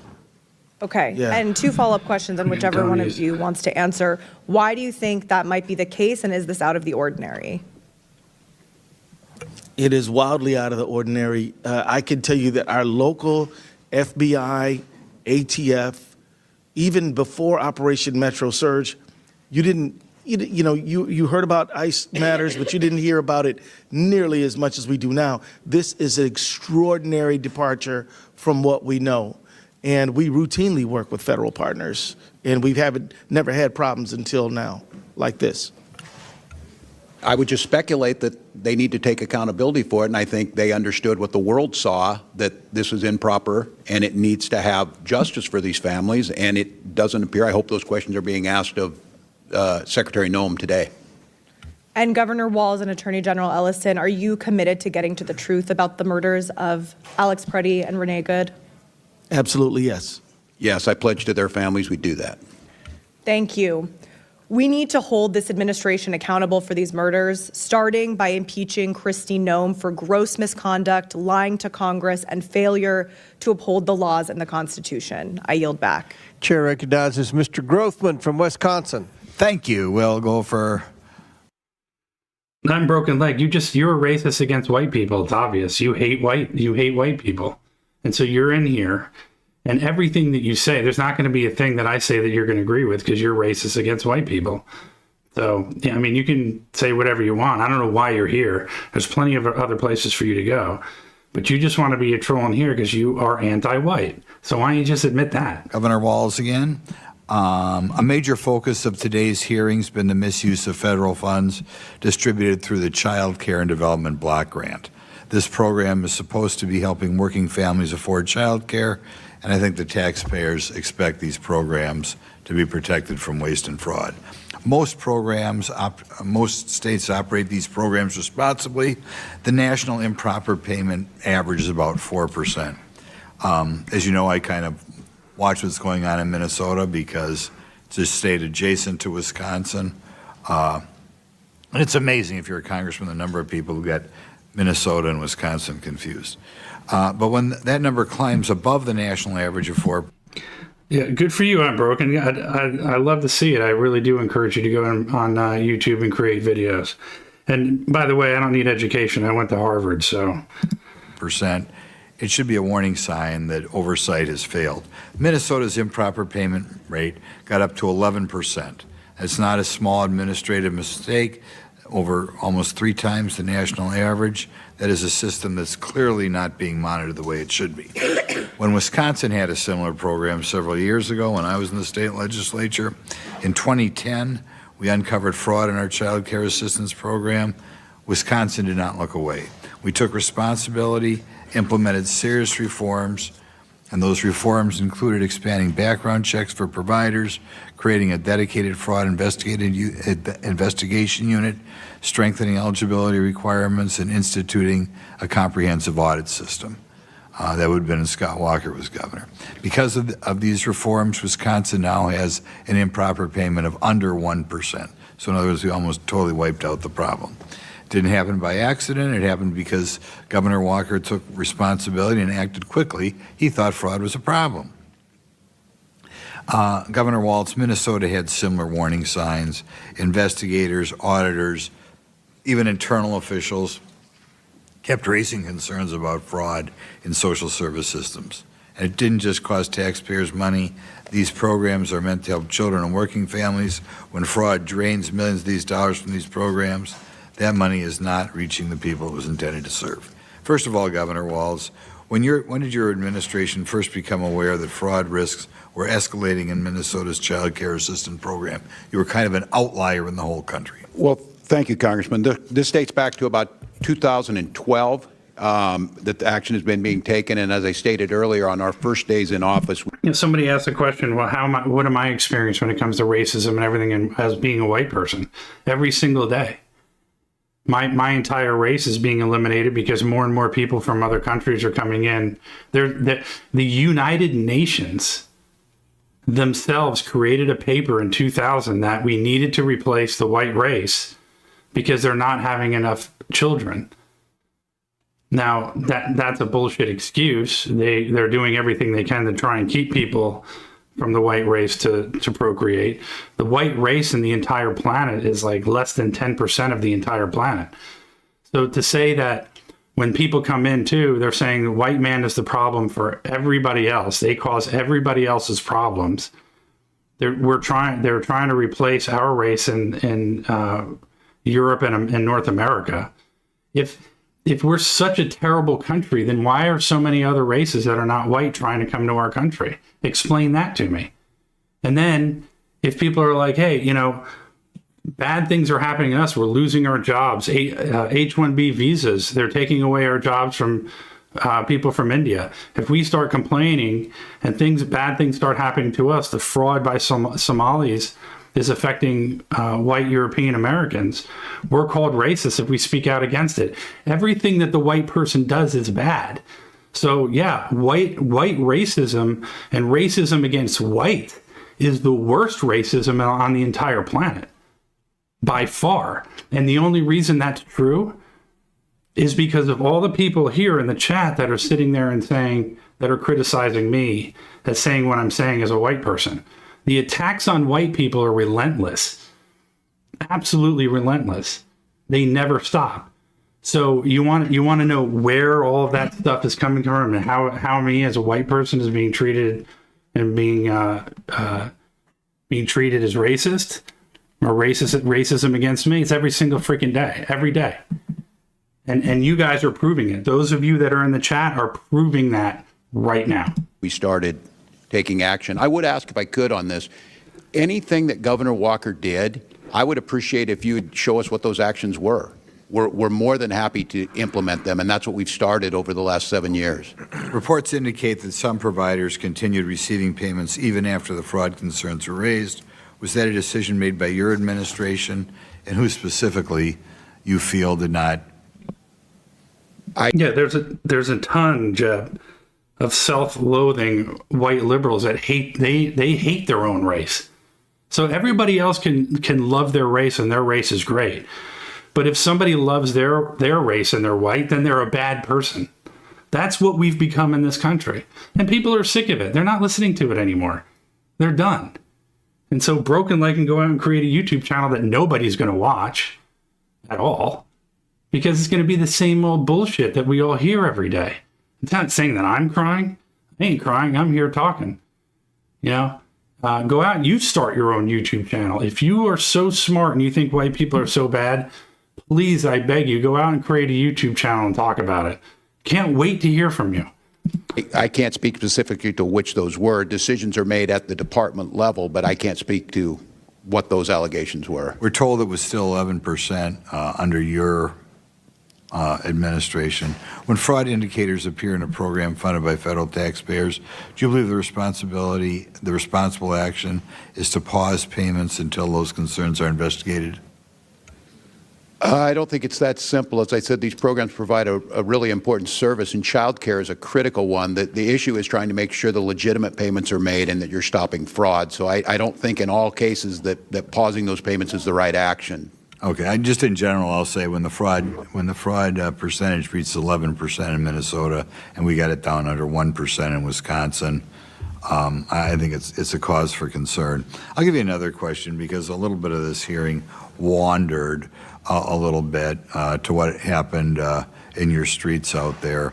When any agency comes to Wisconsin, any federal agency, I've talked to several of our sheriffs, could be ICE, could be Bureau of Alcohol, Tobacco, and Firearms, could be FBI, could be Secret Service.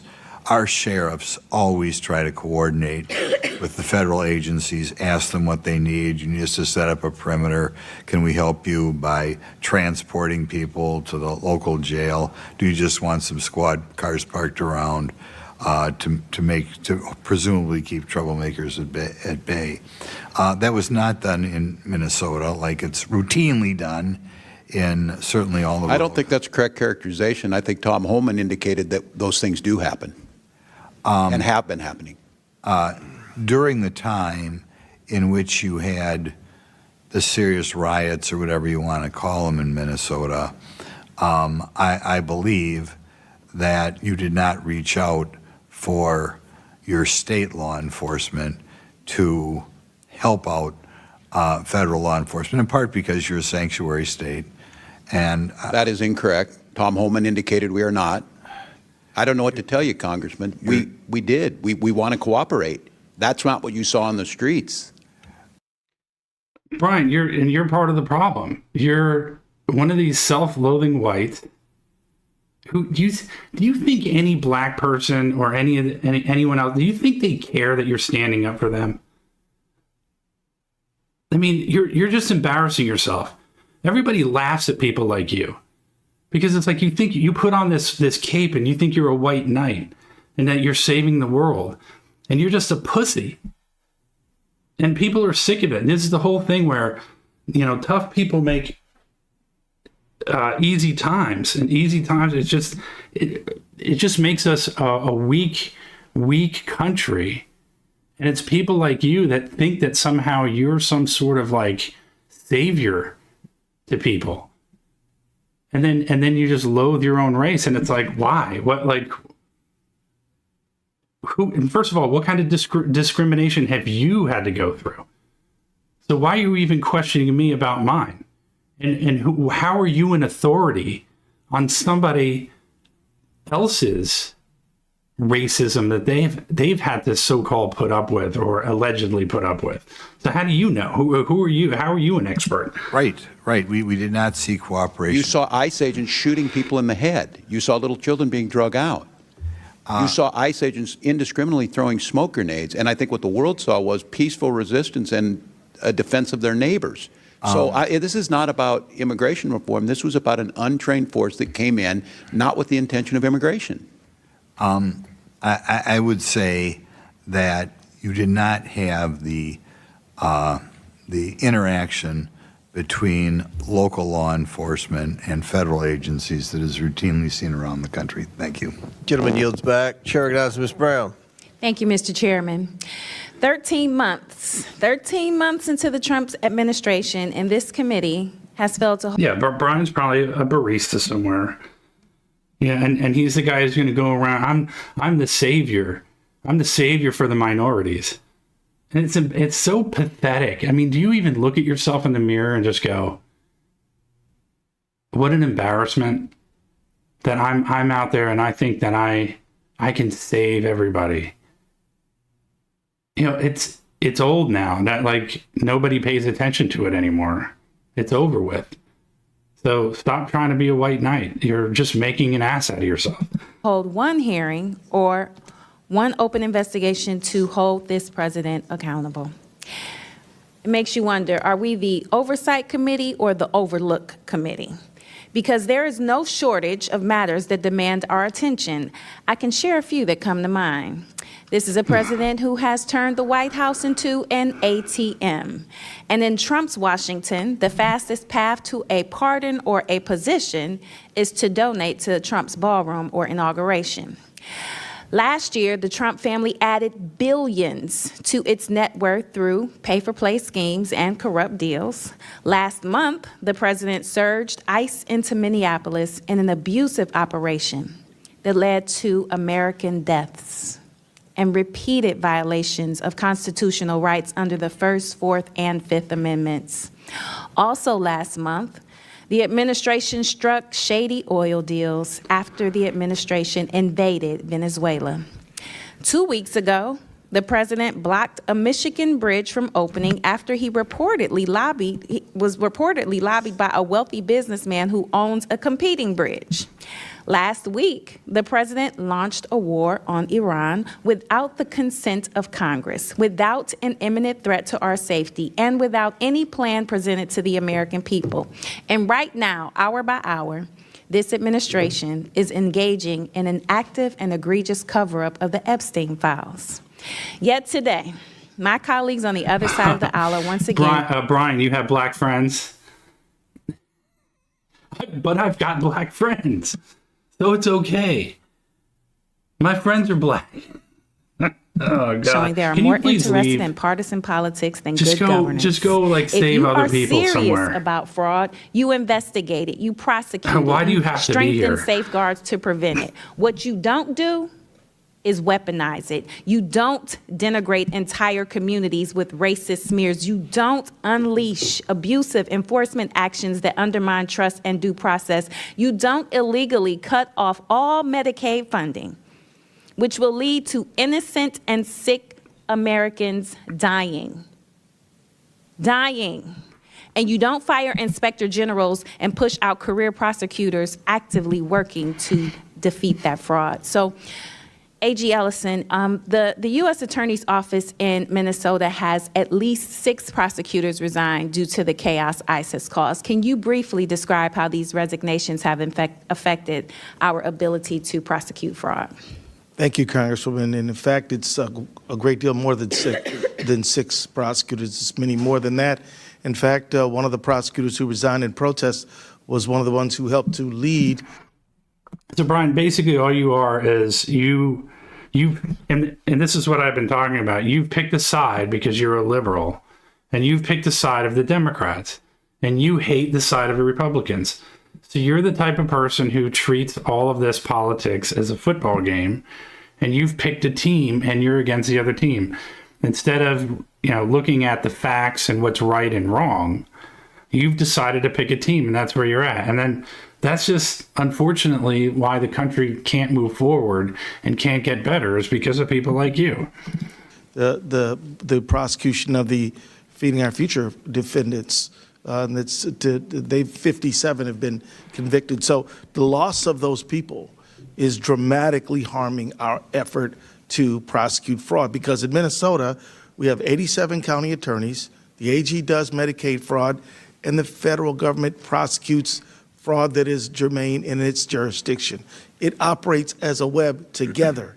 So it's not like the feds are doing it and nobody else is. They're doing the ones they're supposed to do. We're doing the ones we're supposed to do, and the counties are doing the ones they're supposed to do. If you take the feds out, that leaves an enormous gap, and it means, and criminals are shrewd. I mean, the reality is that fraudsters are pretty smart, and some of them are clever and know that if there's no federal thank you for the prosecutors' numbers are depleted, you're going to see worse behavior. And I do fear that, which is one of the reasons why we need to pass stronger legislation in Minnesota to help my office prosecute Medicaid fraud. Thank you. I don't support Trump. And there's deeper hypocrisy here. Donald Trump was found guilty by a jury of his peers on 34 felony counts of fraud. With what's going on right now. He has pardoned a businessman convicted of defrauding a Native American tribe to the tune of $60 million. He has pardoned a Florida CEO convicted of running $1.3 billion Medicare and Medicaid fraud scheme. He has pardoned a nursing home executive who pleaded guilty to a $38 million tax scheme. I could go on and on. In fact, over half of the president's pardons have been for wire fraud, securities fraud, tax fraud, bank fraud, and healthcare fraud. And several of these pardons have come after massive political contributions to the president. In many cases, these pardons meant victims will never see a dime of restitution. House Judiciary Committee Democrats estimate the pardons for fraud-related crimes could deprive victims of more than $1 billion. Why are you here, Donald? Owed to them and American taxpayers. That's this president is pardoning his wealthy donors here? And taking money out of the pockets of hardworking Americans. He is handing out get-out-of-jail-free cards to fraudsters while shamelessly using fraud as a pretext to go after perceived political enemies. What I believe is simple. Whether you are a president, a billionaire, or a regular American who has committed fraud, you should be held accountable. And with that, I yield back. Gentlelady yields back. Chair recognizes Mr. Palmer from Alabama. Thank you, Mr. Chairman, for holding this hearing. I appreciate the witnesses being here. I do want to respond to something that was said earlier by one of my colleagues across the aisle about fraud in Alabama and he actually raised the question, why isn't the governor of Alabama here? It's very simple. Alabama actually did something about the fraud and SNAP benefits. So you just answered your own question. Immediately. So what? Seriously, what am I dealing with here? Why are we here? And you just answered the question.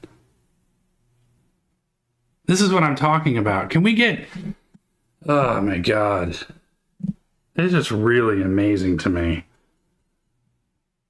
It really is amazing to me how dumb some people are. I would argue that if the state of Minnesota had done that, this hearing wouldn't be necessary. So I want to ask you, Governor Walz, is it true that your Department of Education was sued by Feeding Our Future for racial discrimination and approving food sites? I don't know exactly what they were sued for, but I know there was a suit. Doesn't the Department of Education have serious concerns about fraud, though, in Feeding Our Future and their sites as far back as 2020? That's correct, Congressman. They brought it to the attention of the USDA. And didn't your Department of Education determine there was fraud occurring because of incredibly large... Yeah, child of God, really dumb. Nix, these people sniff glue throughout school. Yeah, Brian and Donald should go pump themselves in another chat somewhere. Those guys sound like they're butt buddies. They should go and hang out with each other. Implausible reimbursement request? Well, I think at the time during the COVID pandemic, there was how these meals were being delivered and what safeguards, because as you know, the USDA changed the rules on these to make it easier for food to get out. Yeah, but one of the fraudster sites, Safari Restaurant, claimed that they served the same number of meals in 1 month. Okay, I'll form it this way. If you are high IQ in the chat and you're listening and you really understand what's going on, double click the video to like the video. As the entire St. Paul School District. In their transcribed interview, your Commissioner of Education said that this would be impossible. Governor Walz, you're an educator, is it plausible for a single restaurant whose owner has already been convicted and is in jail for fraud? Donald, I'm not here to cater to you. Was actually serving that number of meals? I think that's why he went to prison, if I'm not mistaken. But the question would be, why didn't the state of Minnesota? Wasn't that a federal conviction? It was turned over by the state. It was the state that found it. It was the folks at the Department of Education turned it over with our federal partners. They prosecuted him. Well, when we had the hearing with the state legislators, I mean, without exception, they all testified that that they were bringing this to the attention of the state, and the state wasn't doing anything. I don't mean you, child. You're obviously the good person here. I'm not talking about the people who already liked. I'm talking about the people who haven't liked yet. Thing about it. Those legislators run the committee, oversight committee. They never held a single hearing until just very recently, and the chairwoman of that committee is running for governor. So I can't speak to why, but I can tell you that we certainly But you tried can't to address. politicize this, something that was reported years ago. I mean, you could argue that she anticipated that you would resign or retire or however you want to characterize it, but I doubt that was the case. I think I want to be as respectful as I can be, and you know, we've served together. I'm not one of these guys that's trying to score political points. I try to solve problems, but I don't think we can have a transference here of intention for one legislator that you say is running for governor when these issues were raised years ago. And prosecuted years ago. Well, not all of them, because the fraud continued, and it's run into the billions of dollars now. I mean, the two people that were convicted in federal court, that was $250 million. But we now know that this has gone into the billions. And yeah, Stephen, you're right. Watch what you eat. I need to do a better job of that. Johnny, can you imagine if this dude was vice president? Yeah, but there's still people out there that think, oh, there's nothing wrong.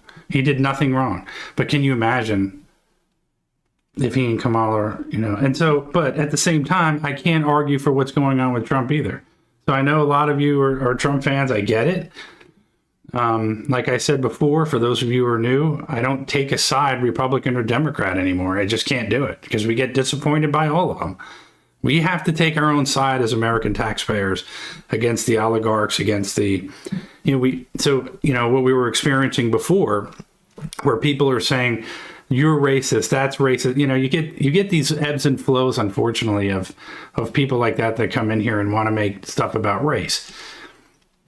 And the powers that be, the billionaires, you think that the billionaires stir that stuff up. They want to have a bunch of people coming in here causing problems. They want to have a bunch of issues going on, because what it does is it gets everybody fighting against each other about race and everything else, Republicans versus Democrats, while they continue to run the country, continue to control the politicians, and continue to make billions of dollars while the rest of us go poor. And it's like, I just don't have the patience anymore to listen to those who talk about, oh, well, you sound racist. Yeah, okay, dude, shut the fuck up. And I don't care about the language anymore. I'm gotten to the point now. It's like, I'm tired of being nice, and I'm tired of kowtowing to morons. If you're going to talk about that, go somewhere else. There's a million different places you can go. And even broken legs. She's got a problem because she hates white people. She's black. She hates white people. Go start a YouTube channel and complain about it.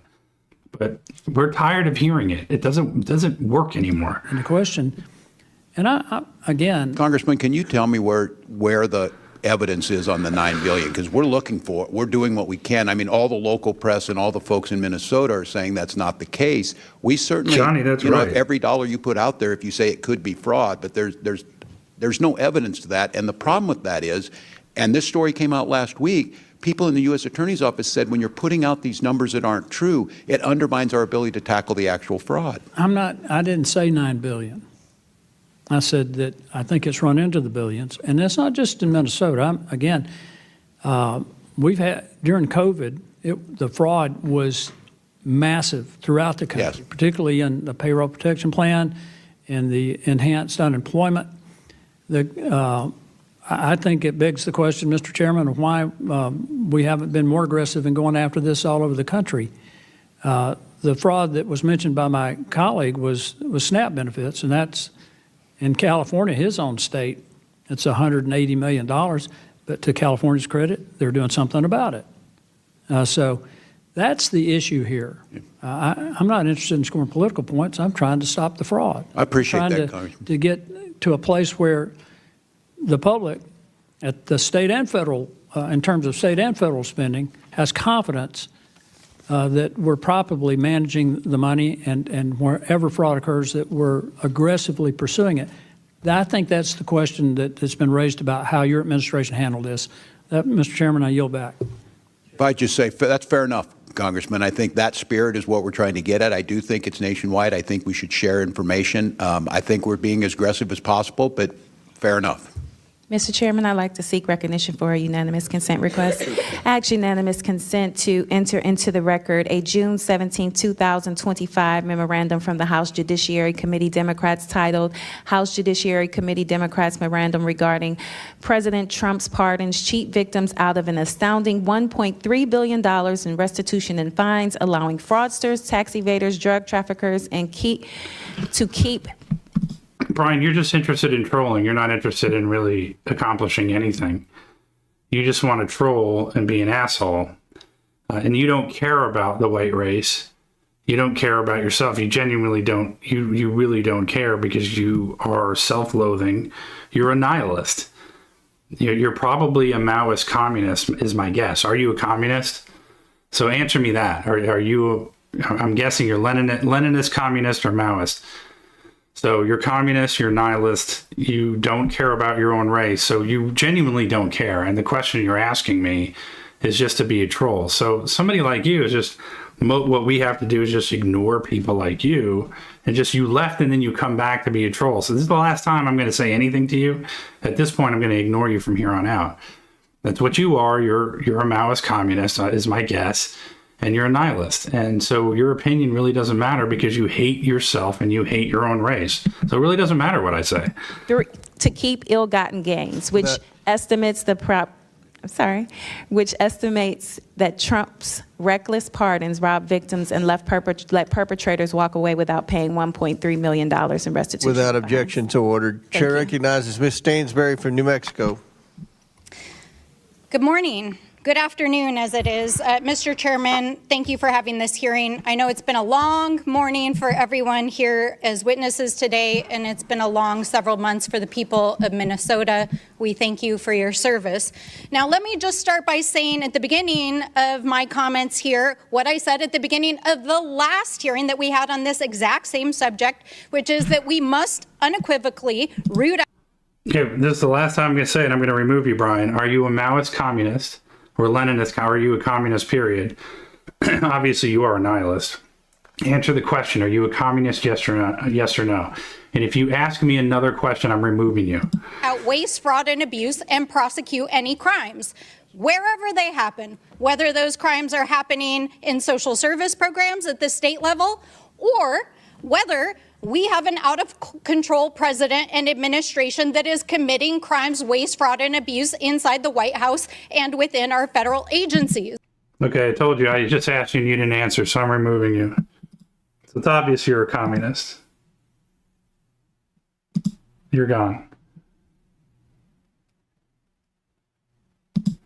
I'm not going to put up with trolls, and I'm not going to put up with communists. He's obvious. He won't answer the question because it's obvious he is a communist. So, and this is typical behavior. I've been doing this long enough. I mean, the pattern of behavior is obvious.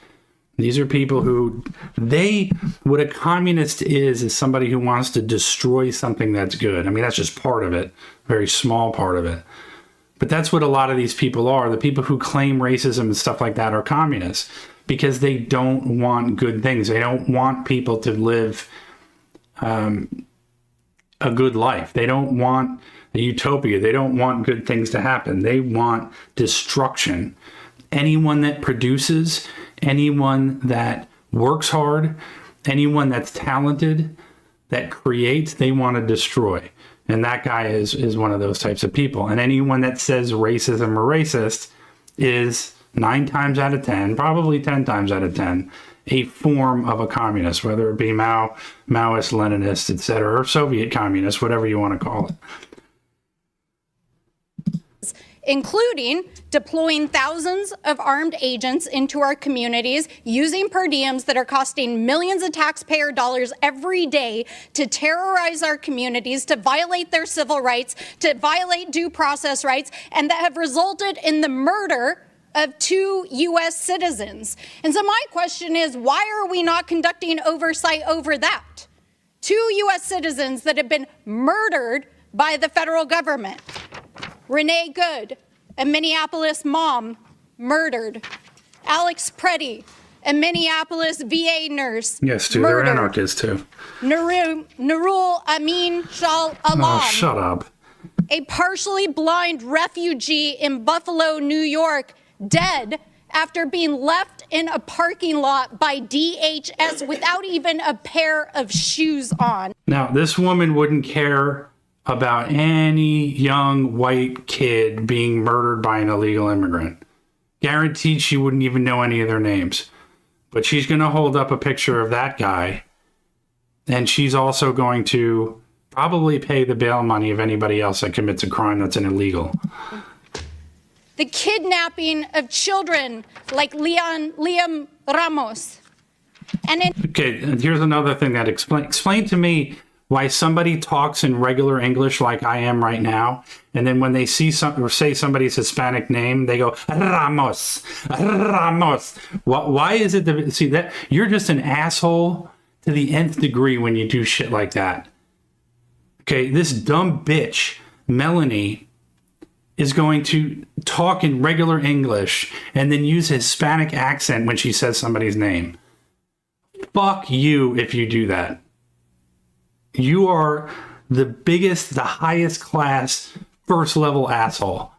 an administration that has launched an unauthorized war in the Middle East with 6 service members dead and over By the way, only dogs can hear her now. 160 school children and their teachers dead and buried yesterday. Never in my life have I seen a greater disregard for the Constitution, for the rule of law, for the carelessness for human life and basic human dignity and senseless cruelty than I have seen in this administration, whether that is at home or abroad, and they can't answer the most basic questions about why. And meanwhile, people who should be investigating these crimes are partying and drinking on Yeah, I agree with that. That was pretty bad. Kash Patel slamming beers with the U.S. team. Yeah, I mean, probably not a good idea. Taxpayer dollars. We've got the U.S. DOJ AG refusing to release the Epstein files or even acknowledge their basic human dignity. And yesterday, the Secretary of DHS testifying and lying under oath in the United States Senate, refusing to acknowledge Alex Preddy and Renee Nicole Good's Bye, Patty. death, its Don't murder, let the door hit and you the in the harm fat ass. that she personally has caused by calling it domestic terrorism. That is what we should be investigating, and the billions of taxpayer dollars that are being used to support this cruelty and out-of-control administration. Now, I know it's been a long day, and Mr. Ellison, I know you have had a long day especially. I want to say thank you for your service, Governor. You have inspired the nation by helping to organize, along with the faith community, our communities in resistance, in strength. And I agree with you, Reverend, that silence is complicity. And that is why we have to speak. And so, Mr. Ellison, I just want to ask you one question. What do you think Congress should be investigating? What should we be investigating here today? Congresswoman, I'd be very grateful. Somebody said that she's doing a great job in New Mexico. Well, I highly doubt that she's helping the actual people of New Mexico, because she cares more about illegal immigrants than the people of New Mexico. So that's obvious. Like, I don't even need to know. It's just obvious to me that she cares more about people who came here illegally, because she cares more about their votes than she does of native-born Americans. That's an obvious And everybody see the young Donald Trump in the back right-hand corner? If the committee Patricia, why don't really you just dug leave? into I'll the tell use of you force what. policy at ICE. Bye, I think Patricia. it needs greater training. I think it needs clearly better guidelines. I think there needs to be a policy of cooperation between state and federal investigators in the FBI. And I think there should be a general policy that leaders not make statements about blame or guilt, immediately after the tragedy. And they should try to wait and figure out what actually happened before they make those kind of statements that you identified. Thank you, AG. And I'll just say this, I've heard a lot of political theater here today. I think it's disgraceful. Our job as the Oversight Committee, our job is to oversee the administration and the agencies that it executes on, and we are failing the American people, and this administration is failing the world. With that, I yield back. Gentlelady yields back. I might add that it's my understanding the Homeland Security Committee is investigating the 2 deaths in Minnesota. Chair now recognizes Mr. Fallon from Texas. Thank you, Mr. Chairman. Governor Walz, do you believe the 70,000-strong Somali community as a whole has made a positive impact on your state? I do. Thank you, Eric, for bringing the IQ back up to a higher level, or helping, along with the other smart people in the group, that both sides are scum. Thank you. You'd be the opinion, fair to say, that the Somali community has successfully assimilated and is making Minnesota better? Yeah, I believe they're on that path, yes. I'm just curious by what metric you'd come to that conclusion. I just looked at some hard data. And do you have any idea what percentage of the native-born Minnesotans, all races, live in poverty in your state right now? I don't have specifically. I'll share it with you. It's 8%. For the Somali community, it's 52%. How about receiving food stamps? I don't know. All right, I'll run it down with you. It's 7%, and then compared to 54% in the Somali community, and then don't have at least a high school diploma. For all Minnesotans, it's 5%. Somali community, it's 39%. One family member at least on Medicaid, it's 18% for Minnesota, 73% for the Somali community, and receiving welfare of some form, it's 21%. And that's 81% for the Somali community. Governor, do you happen to know what the percentage is of all those who have currently been charged in this staggering social services fraud scheme were native-born Minnesotans? Zero. I do not have that. I think it was 85 out of 98, which comes out to 13% Minnesotan and 87% Somali Minnesotan. That's huge. So I think this is an instance, perhaps, of where woke gets slapped by data. Governor, there's been billions stolen over 7+ years right under your nose, and really there's only 2 explanations. It's either you were in on it or you weren't smart enough to see it. This was last either week. Criminal negligence or wild incompetence. And the only way this kind of fraud can reach this scale is if there's people in power that are colluding and collaborating and willfully blinding themselves to the realities around them. And in oversight, when we do investigations, it's rare for us to have whistleblowers.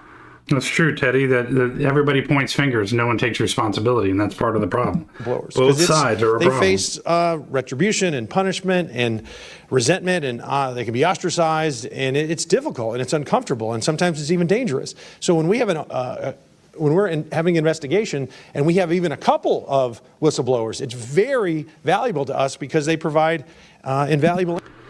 Takuto, I'm assuming you're Japanese. I can't read. You're gonna have to, if you can, type in English so I can see what you're writing. I can't read it. Do you have any idea how many whistleblowers are working from Minnesota or working with the Oversight Committee?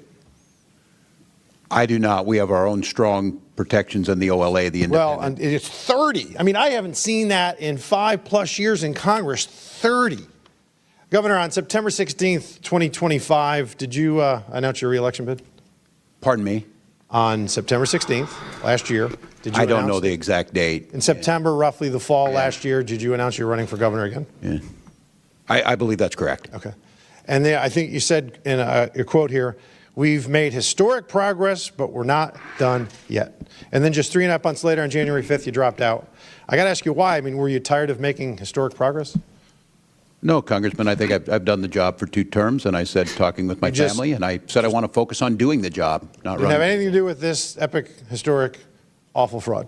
It has everything to do with trying to do the job right for Minnesota. The facts are your leadership and really your lack of leadership has been responsible for one of the largest ripoffs of the American taxpayer in our history. And you traded, I believe, political expediency, the currency of political expediency, for your integrity. And, you know, Mr. Chairman, I don't know if you know this, but Johnny P says we're being defrauded by both Dems and Republicans. Yeah, I mean, I don't think we can honestly say one side is more than the other, but you're right on that first part. We're getting defrauded by everybody. So once again, we all have to take our own side as American taxpayers. American taxpayers have to take our own side. We cannot take a side of Republicans or Democrats because they're not running things. It's the billionaires that are running things. All right, everybody, those who have not double clicked already to like the video, double click the screen to like the video. And then when you do that, be sure to hit the subscribe button and share the video with others that are like-minded. We're trying to build a community here of like-minded people. You can call it an echo chamber if you choose to. I don't care. And if you want to come in here and argue, it's perfectly fine. If you want to say something that you disagree with, that's totally fine too. But at least have some respect. And if you just use the word racist, then I'm going to get to the point where I'm just going to kick you out because you're a low IQ asshole and a troll, and I'm just simply not going to put up with it. Let's have discussions that are actually worthwhile and have some intelligence to them instead of having a bunch of freaks that are communists and nihilists that want to come in here and troll and once again destroy something that's good, want to tear something down that's good. it's been widely reported that in 2008, when Barack Obama was choosing his vice presidential candidate, I think it's all an act, Eric, I think. He had three criteria. He wanted to make sure he picked somebody that wasn't as smart as him and had less talent. I agree, and Matt. and could possibly outshine him. So he picked Joe Biden. And then Joe Biden in 2020 used the exact same criteria. Yeah, Jeb, I do remember that. He wanted to make sure he picked somebody who wasn't as smart as him, had less talent and charisma, and wouldn't outshine him. And he picked Kamala Harris. And then in 2024, Governor, I think it's very evident why Kamala Harris picked you. The talent pool, Mr. Chairman, the talent pool isn't just shallow, brother. We have hit the shore, and I yield back. Gentleman yields back. Chair recognizes Mr. Superman. Thank you, Mr. Chair. So I have some concerns about not just the tactics of ICE in Minnesota and Johnny everywhere. P. I have concerns Thank you about for the the fact that sub. Renee Good and Alex Preddy were killed, and there has been no real investigation by federal law enforcement and federal authorities. And so I would ask, Daryl Thayer, thank you for the Attorney sub, General sir. Ellison, do you know if the FBI is actually investigating what happened? Thank you for the question, Congressman. To the information we have is that there was an affirmative statement Gregory by Deputy Borowski, thank you for the sub. Todd Blanchard. They were not investigating the Renee Good matter. On the Alex Preddy, we received information that was similar and that there might be an investigation, but that the state would be excluded. So in the first one, they're not doing an investigation and we can't have the information. And the second one, they might be doing an investigation and the state cannot be part of it. And I know this is asking for your opinion, but why do you think they would want to exclude the state in the Alex Preddy investigation?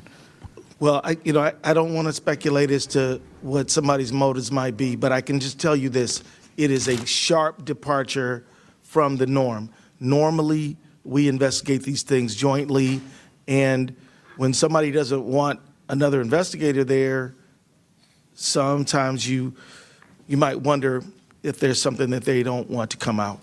And it's my understanding Crazy that Scott, the thank you federal for the government sub. is better positioned to do. Rains fall, Golden Age update. Tariffs rescinded and refunded. Iran war, Ukraine war ongoing. Minneapolis surrendered to illegals. Mass deportations canceled. Those of you, have you not heard this? That Speaker Johnson has said that we are pivoting, that we are no longer going to be talking about mass deportations. This is huge. And so, and on that Republican retreat, they were told not only by the White House, but also Speaker Johnson to stop talking about mass deportations. So effectively, you can say that those are now put to the back burner, maybe even just canceled. So I want to know, those who voted for Trump,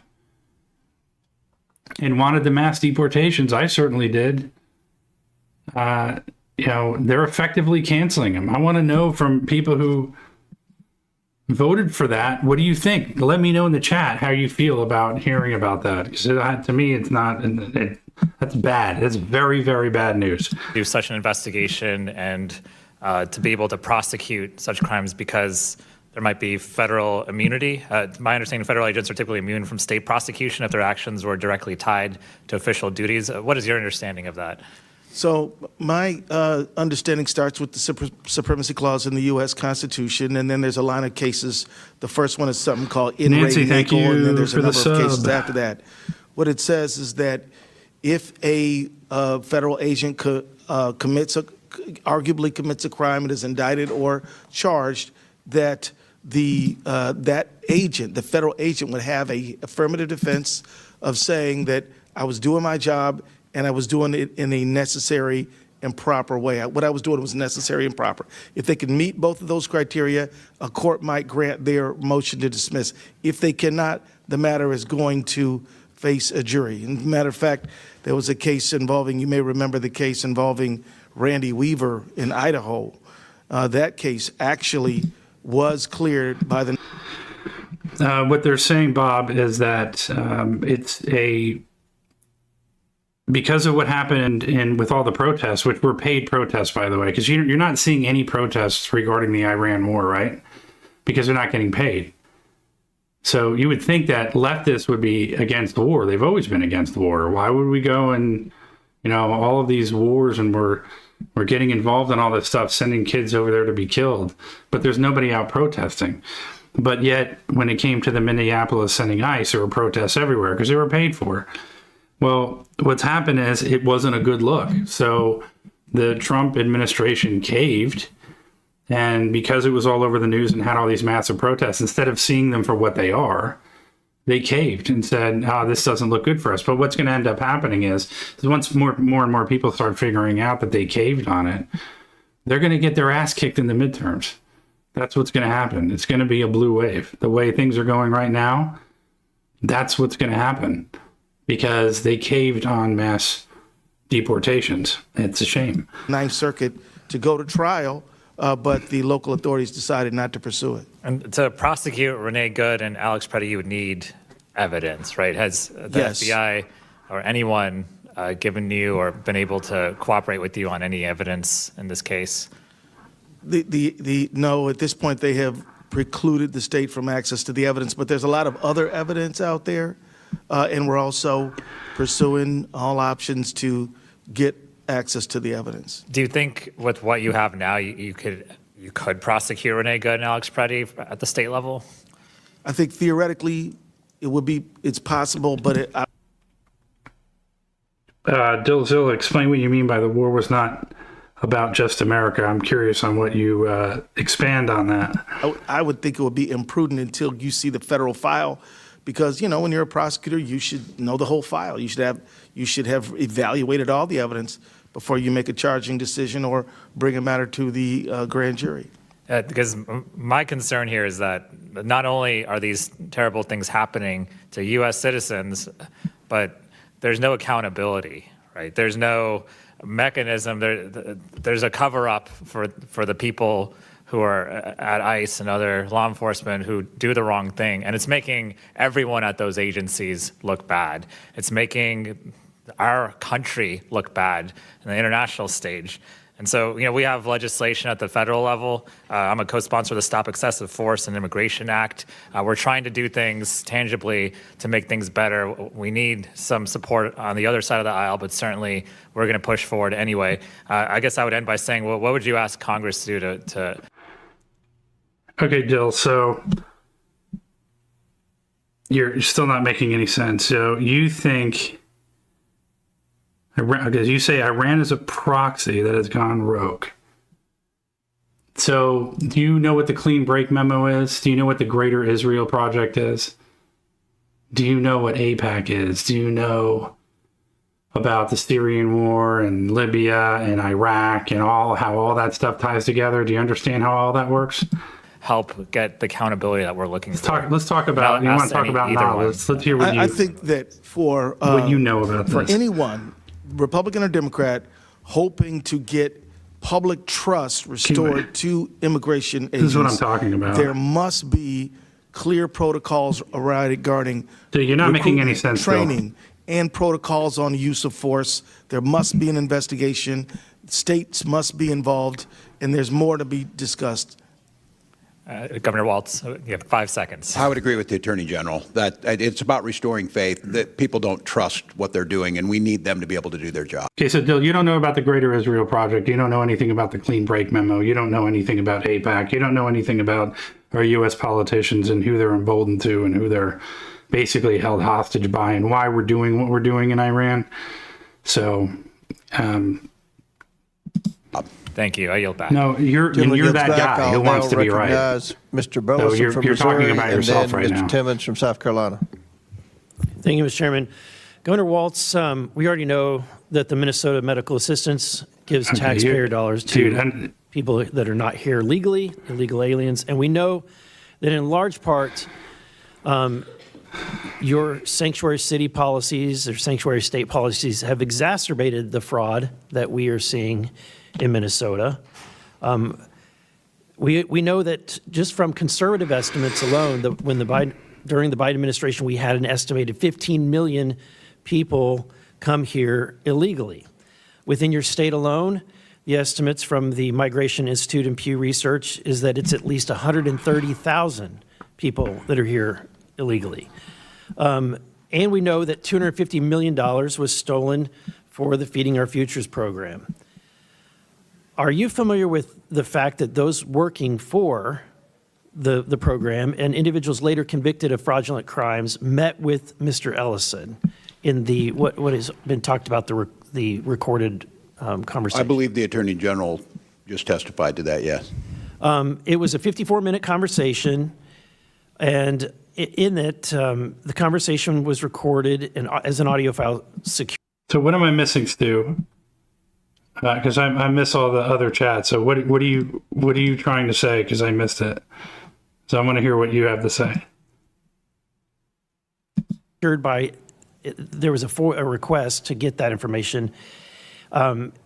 He can clearly be heard pledging his support to individuals who would soon become his family's campaign donors and later Feeding Our Future criminal defendants. The ask occurs around minute 43:30. Specifically, the request for him is in the AG's statute. Well, I mean, yeah, but it still takes people to run those bad governments. So it's not the governments, it's the people that are running them. So is it a ton of people? No, it's a group of billionaires. I mean, it goes all the way back to the Rothschilds, the Rockefellers. Kurt the Jerk, thank you for the sub. So, you know, I was saying this, I've been saying this basically all week. You know, you have those super rich families from the very beginning with the Rothschilds, Rockefellers, Carnegies, et cetera, trilateral commissions, Mossad, CIA, mafia, all the stuff that goes back to, you know, from the beginning or right after World War II. Then they control of the politicians, and all the politicians, I mean, when you have Alex Carr, Peter Thiel, and a lot of these other billionaires that are running all these companies, how does Palantir get rich? And how does Palantir become such a huge company? Well, it gets government contracts to the CIA. You know, and before that, it was NQTEL in the CIA before that. So, you know, a lot of the taxpayer dollars go towards these companies that are, and even Elon Musk. I mean, he's not immune from any of this stuff. So it's not like a ton of people. But those are the tons of people, or the smaller amount of people that run the governments. I mean, the governments are run by people. So it's not like the governments aren't an entity of themselves. They're run by people. For a role as the attorney for state agencies to intervene on behalf of these frauds. And it's really not the religion, though. It's not about the religion. I mean, some of the religion has to do with who fights against who. But, I mean, that was the old school way of thinking, that it used to be about a religion. It is about hegemony in the Middle East. And who wants to be a global superpower in the Middle East? And so people say it's anti-Semitic, but it's Israel. I mean, Israel makes no bones about it. They're not going to lie and hide it. They're saying, look, we want control of all of these areas, including Iran, Syria, all that area around them, Libya, because they become this large entity that ends up competing with China and Russia and the United States. But they can't do it without the United States' help. So it's not necessarily about religion. It's about being power, having power, being in control. So yeah, there are parts of it when it comes to religion and stuff like that, but the overall umbrella of all of this is control of the Middle East and a large portion of the Middle East right now. That's what it's all about. At 4426, Mr. Ellison assures the fraudsters, quote unquote, of course, I'm here to help. And at 45-minute mark, he says, quote unquote, let's go fight these people. These people meaning the agencies that were looking into the fraud. Have you listened to this audio? Today was the first time I've heard it. I'm familiar with it, and I don't know if I can validate that characterization. If this is true, do you have concerns? I'm not going to speculate on like I said, I can't. I mean, Bob, you're saying why are we talking about ending it? Because Trump has been talking about ending it. Trump has said, "Oh, we're done. We're done. But we're not really done yet. Yeah, but this is going to be a little quick thing, and then we're going to be in and out." The problem is that his generals told him beforehand that this wasn't going to end well. Don't do it. But then he said, "Oh, well, we need to go in because they were going to hit us first," which is impossible because they don't have ballistic missiles that can reach the United States. So that was excuse number one to go in and hit Iran. Then Marco Rubio came out and said, we had to hit Iran because Israel was going to hit Iran first. And we couldn't let them do it first because we knew if Israel hit Iran first, Israel would retaliate against U.S. bases. So America had it hit first. And then Trump came back and said, no, that's not true. And all this is true. You can look this up. Trump comes back and said, no, that wasn't it. We had to hit him first. So it's this back and forth thing, but Trump's been saying the entire time that we're done. We could hit him much harder if we want, but we're not going to, and we're finished. Then he says he's going to stay in longer. So the story keeps changing. And the reason the story keeps changing is because he knows. There's this report that came out that said MAGA Republicans are 80-some% or 90% in favor of this war. I don't believe that for a second. I think most people are like, we didn't need to do this. I mean, we had the JCPOA in place, by the way, under Obama, and it was working perfectly fine. Trump tore up the JCPOA because Israel didn't want to have an agreement. And that's all in the clean break memo, and I can go through all this. If you guys want me to go through that, I have all this prepared. So let me know in the chat if you want me to talk about the clean break memo and all that stuff. I can talk about it. But this is Trump's own fault for saying it's going to be quick. We're going to be in and out. It's only going to be a few days. We're not going to do a bunch of stuff, and then we're going to come back out again. I mean, it's obvious why we're doing all this, because Israel wants us to do it. And they can't do it by themselves. But when he keeps changing the story, that's when people are like, throw their hands in the air and go, what the fuck, dude? I mean, really? And then bombing the girls' school. I mean, it's a Tomahawk missile. There's plenty of evidence that it was us. And then they're saying, well, no, it was Iran that did it. Okay, well, all the evidence points towards us. Admit the mistake and just move on. But we're not being truthful about this stuff, and it's certainly not being covered in the media like it should be. So this is a major issue. Characterize what it was. Certainly, you've heard the allegations that Mr. Ellison was working with individuals and that people were trying to reach out to him to try to avoid any kind of prosecution. I don't know if I would characterize it like that. I couldn't do that. How would you characterize it? I don't know. I wasn't there. I just heard the clip you had. How much fraudulent money has been recovered? Oh, I don't have the number in front of me, but I've heard the highest number is $80 million. I mean, that could be. I can't verify that. So it's reported that it's at most it's $80 million. Those people that were getting killed in droves, by the way, Jenna, were armed counterforces. So they were actually a militia. They weren't citizens. So they literally tried, that militia tried to overthrow the government. But they don't tell you that. They tell you that it's the people. If you watch other reports, and of course you can't trust anything, but there are other reports that are saying the vast majority of people, because of everything that's been going on, because if we wipe out the electricity in Iran, and there's already issues there right now, there's going to be a lot of people pissed off because they are not powerful enough and they don't have weapons. The people themselves, the militias do, but the people themselves don't have weapons to take over the Iranian government or overthrow them. So a lot of the Iranian citizens, there's video of them supporting the current regime, which doesn't look good. And again, for every one story, there's a conflicting story. And as we know, the amount that has been attributed to fraud in Minnesota alone is estimated, I think on the low end, the conservative side is $9 billion. I think the Trump administration says $19 billion. Congressman, I don't see anything to show that, but what I've acknowledged is $1 too much. I think the local people and the folks who are taking count of this show it just at about $271 million. Do you think the effort to return the money has been successful?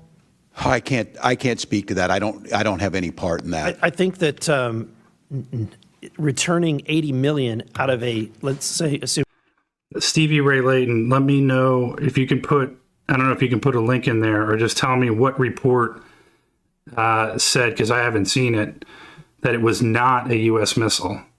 That may have just recently come out, and I don't know that yet. But let me know where that's being reported. It's just $9 billion, which would be 0.08%, less than 1% of the money has been gotten. Congressman, no one's saying the $9 billion other than a potential for that, and that would mean every dollar that's out there. And I think that was characterized last week by the U.S. Attorney's Office as saying that caused problems because there's no evidence to back that up. Thank you. But I want to be clear. That doesn't make it any better.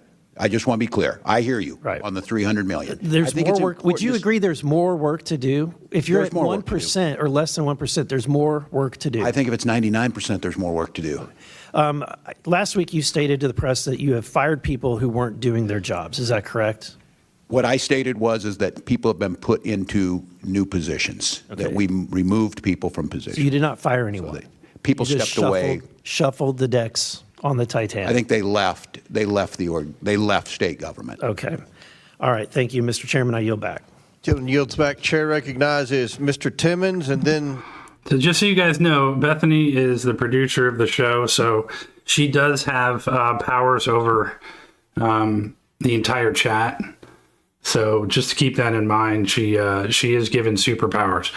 Let's get to 200 in likes. I keep having to ask. Everybody's like arguing with each other instead of liking the video. Thank you to those who've already liked. I appreciate you. And subscribe and share this with other people that are like-minded like us, having an actual conversation about things and learning about things that are really going on here. So please do me a huge favor and like the video so we can get to 200. It doesn't look good when I have 108,000 views and I only have 175 likes. That's stupid. Come on, help me out here. Let's go. McGuire. Yes, she's a tyrant. No, I'm kidding. She's not a tyrant, but she is the producer, so she has... Governor Walz, under your leadership... Bethany has control. She is part of the show, so treat her with respect if you would not mind. Minnesota has become the poster boy of fraud in America. Between the Feeding Our Future scheme and massive widespread fraud in autism and child care programs... This is probably about a week and a half old, I think. Your tenure will be defined by immense negligence, costing taxpayers at least hundreds of millions, if not billions of dollars. In 2019, in the first months of your administration, your legislative auditor found serious weaknesses in the child care assistance program, including inadequate attendance verification, repeat bad actors cycling through the system. Yeah, plenty of countries do have tomahawks, but not Iran. So that's where the issue is that, yeah, I mean, America sells tomahawks to other countries, but apparently Iran is not one of those countries. And there are photos of women standing in front of the school that have pieces of the bomb, the exploded bomb, and they prove that they're a tomahawk. Again, with AI and all this other shit, who the hell knows? But at the same time, what I'm saying is, wouldn't you, as an American, want your government to take responsibility and say, hey, we fucked up, I'm sorry. This is inexcusable. It's not going to happen again. We take responsibility. This should never happen. But they kick the can down the road and not admit responsibility. And then maybe they are telling the truth. I don't know. But, I'm just saying that so far, the reasons that we've been getting into this conflict or war, the stories have been changing constantly. That if you're in a negotiation with somebody buying a car or a house or something of any sort of value, and whoever it is that you're talking to keeps changing the story, and they say, well, yeah, I know the tires are flat, or it's not real leather, or what. Like when they start being shady and they're not like outright telling you the truth, doesn't that get your back up? Doesn't that like make you sort of question what's really going on? Weak enforcement and employees who feared retaliation for raising concerns. Those warnings were specific, they were actionable, and they were documented. And you were already in office at this time.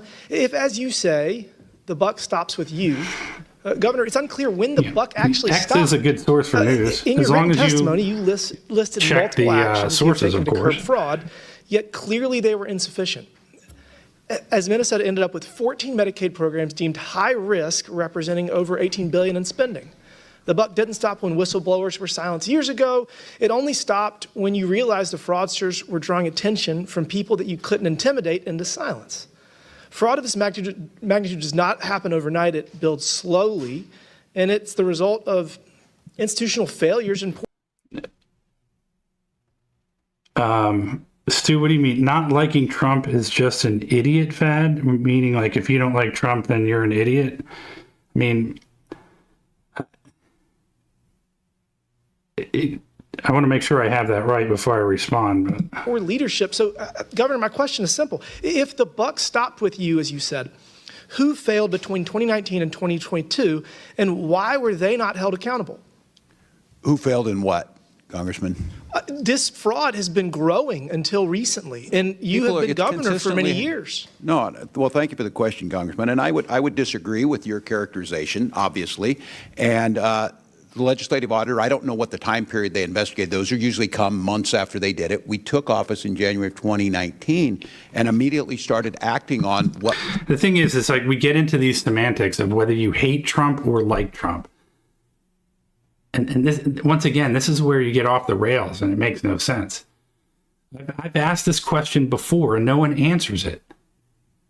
Trump and Speaker Johnson have just said, effectively, mass deportations are over.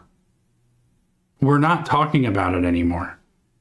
Now, those of you that are in the chat, if you're Trump supporters, which I was, by the way, I'm not saying that I'm a liberal, or Democrat or anything like that. I voted for him. But people voted for mass deportations. Yes. I'd say the vast majority of them, safe to say. They effectively canceled them. Look it up. Speaker Johnson said we're pivoting. We can't talk about it anymore because it's bad for us for the upcoming elections. During the Republican retreat, they said, don't talk about it anymore. Mass deportations are off the table. We are only going after the violent criminals. My question to everybody in the chat is, how do you feel about that? Are you happy about that? But we're worried about whether or not somebody has TDS or not. Is the politician you voted for doing what you asked them to do? It's really not that hard. And if they're not, why aren't we holding them accountable? Why do you give a flying fuck what somebody else thinks, whether they have TDS or not? Why wouldn't you say, hey, asshole, we voted for you for mass deportations. You've maybe deported 500,000 people in your first year in office. And you keep saying, well, give him another week, give him another month, give him another 6 months, give him another year. And it hasn't happened. And so it's like, and that's what we're talking about. So please, somebody tell me who's a Trump supporter.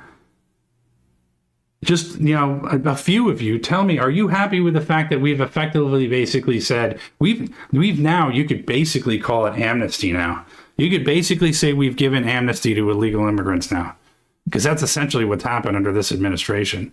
And with all the executive orders, if they lose the midterms, then in 2028 they lose, every single executive order is going to be just redone, turned right around.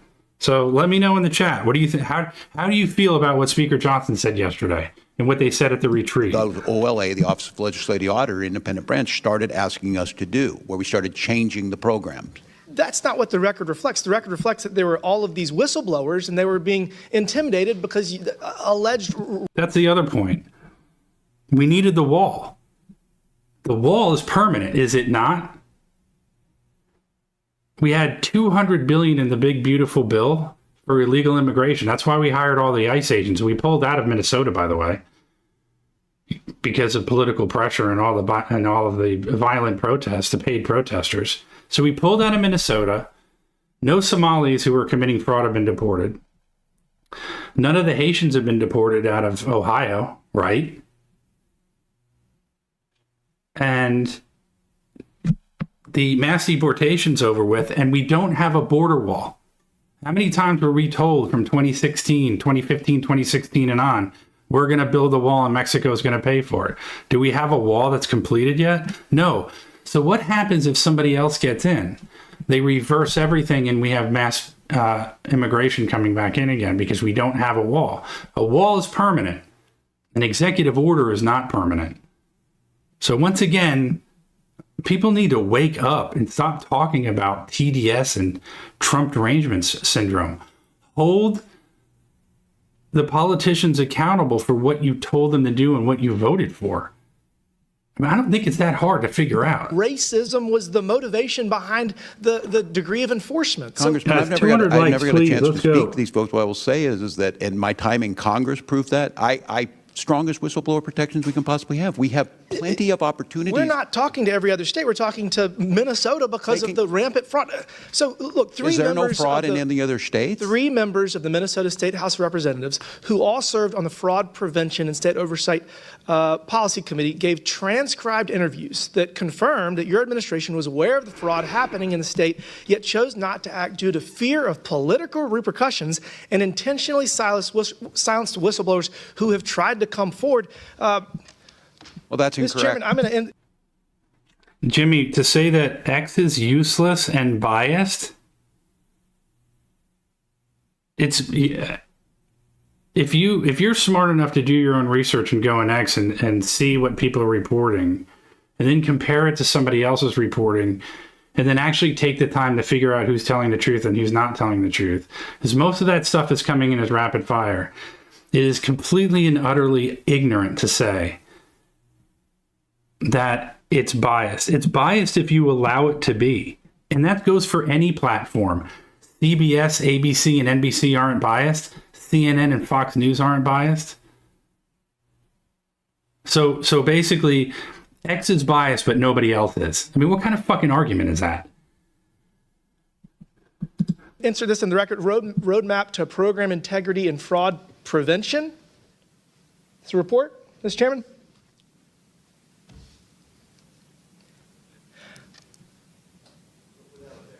Thank you, Mr. Chairman.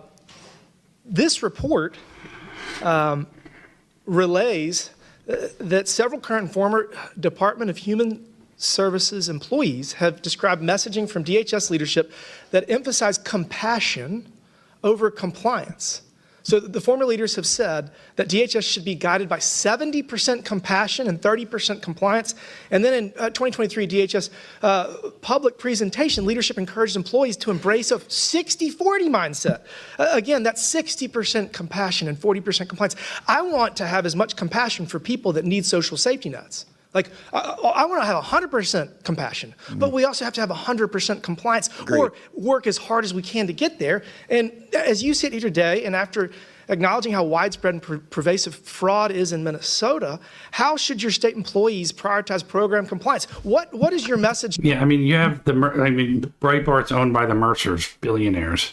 Murdoch owns Fox News, billionaires. And by the way, do you think Fox News, like, I love the argument when somebody says, you watch CNN, well, you watch Fox News. They're both bullshit.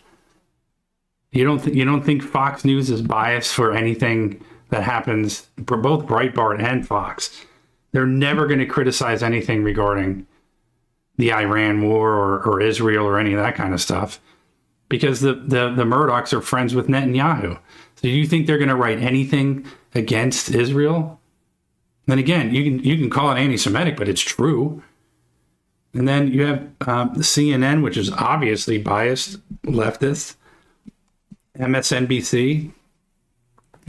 So yeah, I mean, and they're all run and owned by billionaires. TikTok just got bought out by Larry Ellison. CBS is run by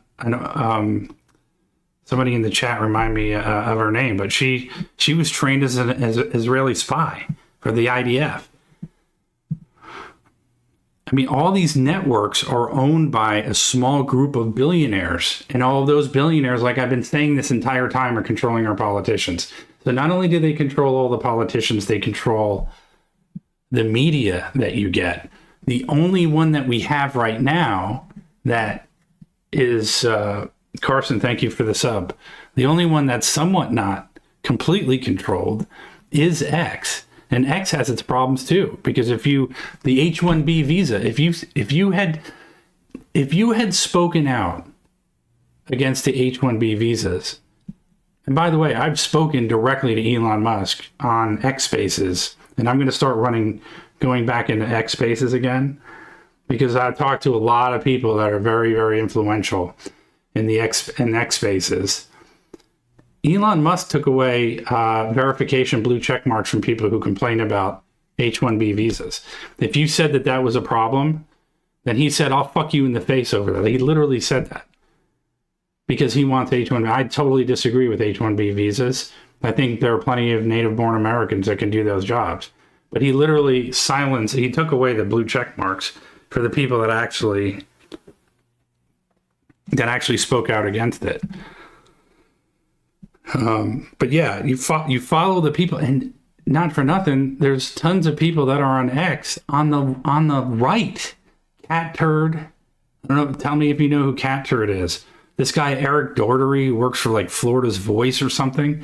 These fuckers get paid by the Republican Party to write everything positive about Donald Trump. So you have Harry Sisson, and you have all these ninnies that are on the left. Brooklyn Dad Defiant, JoJo from Jers. You know, we're gonna have to spend time in X and go through all this stuff. But you have these people on both sides that are being paid. You have Conservative Inc. and Liberal Inc., and they're getting paid to say things to promote their side. So you have to be extremely careful in all parts of the social media that you get into to make absolutely sure that what you're getting is decent journalism. And if you're smart enough and you do enough research and you read enough and you compare it to what other people are saying, you should be able to figure out who's telling the truth and who's not telling the truth. But for right now, yeah, I mean, Jimmy's right. You have to follow people, not necessarily networks, and then pick out those right people and then basically compare them to everybody else. But everybody gets bought, essentially at some point. And that's where you have to be really, really careful, because not all the media they're not immune from money. To people now relative to this compassion compliance ratio. Well, I think I agree with you on this, Congressman. I don't think it's an either-or choice. We need to make sure we're not going to stop these programs. We're not going to stop being the top state for children in the country, but we need to make sure if we're going to continue those programs that we need to have fraud prevention and program integrity in. So I agree with you. It's not an either-or, and it's not a percentage. In order to give the benefits to the people that need them most, we have to be good stewards of tax.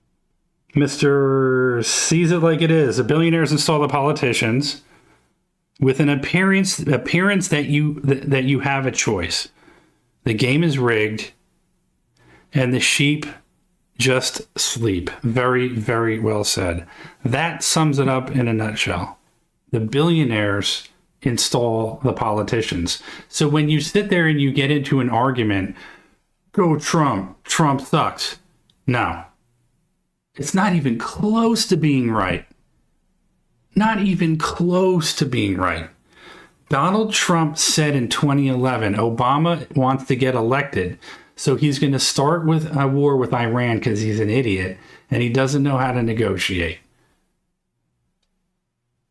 Now all of a sudden, we're in a war with Iran, and somebody's going to sit there and say, oh, well, things change. Oh, really? It's that simple? Things change? Just for no apparent reason? Things change. No, things change because Israel wanted that to happen, and they said, tear up the JCPOA. This is what we want you to do. And Miriam Adelson is another billionaire who has dual citizenship, said, this is what I want you to do, and I'll give you $300 million for your campaign so you can win, but you better do this shit for me. You better do what I tell you to do, or you're not going to get the money. That's what changed. But before, Trump was against it. No new wars. I'm not going to go into Iran. I'm not going to do any of this. And then all of a sudden, that's what changed. That's right. And for every dollar that is stolen through waste, fraud, and abuse, that is a dollar that cannot go to people that need it most. So we need to prioritize compliance, make sure that we have the least amount of fraud possible. And with that, Mr. Chairman, I yield back. Yeah, Obama did do better in deportations. Next is Mr. McGuire from Virginia, then Ms. Luna. Thank you, Mr. Chairman. Good afternoon to our witnesses. Governor Walz and Attorney General Ellison, what year were you made aware of rampant fraud in your state? Well, Congressman, I think the committee has spoken to nearly 30 whistleblowers, most of which are current employees in your administration. Based on these transcribed interviews, you were both made aware of the rampant fraud in your state around 2019-2020. Did they make Governor Walz, do you know who Janelle Sky Hansen is? That's 5 more to 2. I do not. I was going to ask Mr. Chairman, I seek unanimous consent to enter into the record article from CARE 11 titled CARE 11 investigates evicted homeless paying the price for Minnesota's fraud crisis. Without objection, so ordered. Come on, we got to get 200 Walz, likes. Janelle Hansen, who goes by the name Sky, has autism. In June 2025, Sky, who was living in an apartment paid for by Integrated Community Supports, was evicted by police because her caregivers, American Home Health Care, LLC, who were subletting her apartment. Sergey, I have no idea what that even is. It's not translating. Translate it and send it again. Stop paying their rent. This provider claimed to provide this woman with 12 hours of daily individual services and billed ICS on an average of nearly $12,000 a month, when she only interacted with them 2 hours per day. Because of this fraud, the woman has been homeless for 8 months. In fact, while Sky is homeless, the owner of American Home Health Care, LLC, lives in a high-end Maple Grove home, which has an indoor basketball court. State Medicaid billing data shows since 2022, American Home Health Care has been paid more than $2.2 million in public funds. That is $2.2 million that was taken fraudulently from the taxpayers to pay for a man to live in a lavish home while people like Sky are left to live on the street. Governor Walz, this is despicable. You have a duty to serve the Minnesotans. You failed to protect these individuals like Sky who needed it the most. I've had constituents tell me that after seeing all the fraud that has come to light in your state, that they aren't sure if they're paying taxes or if they are paying criminals.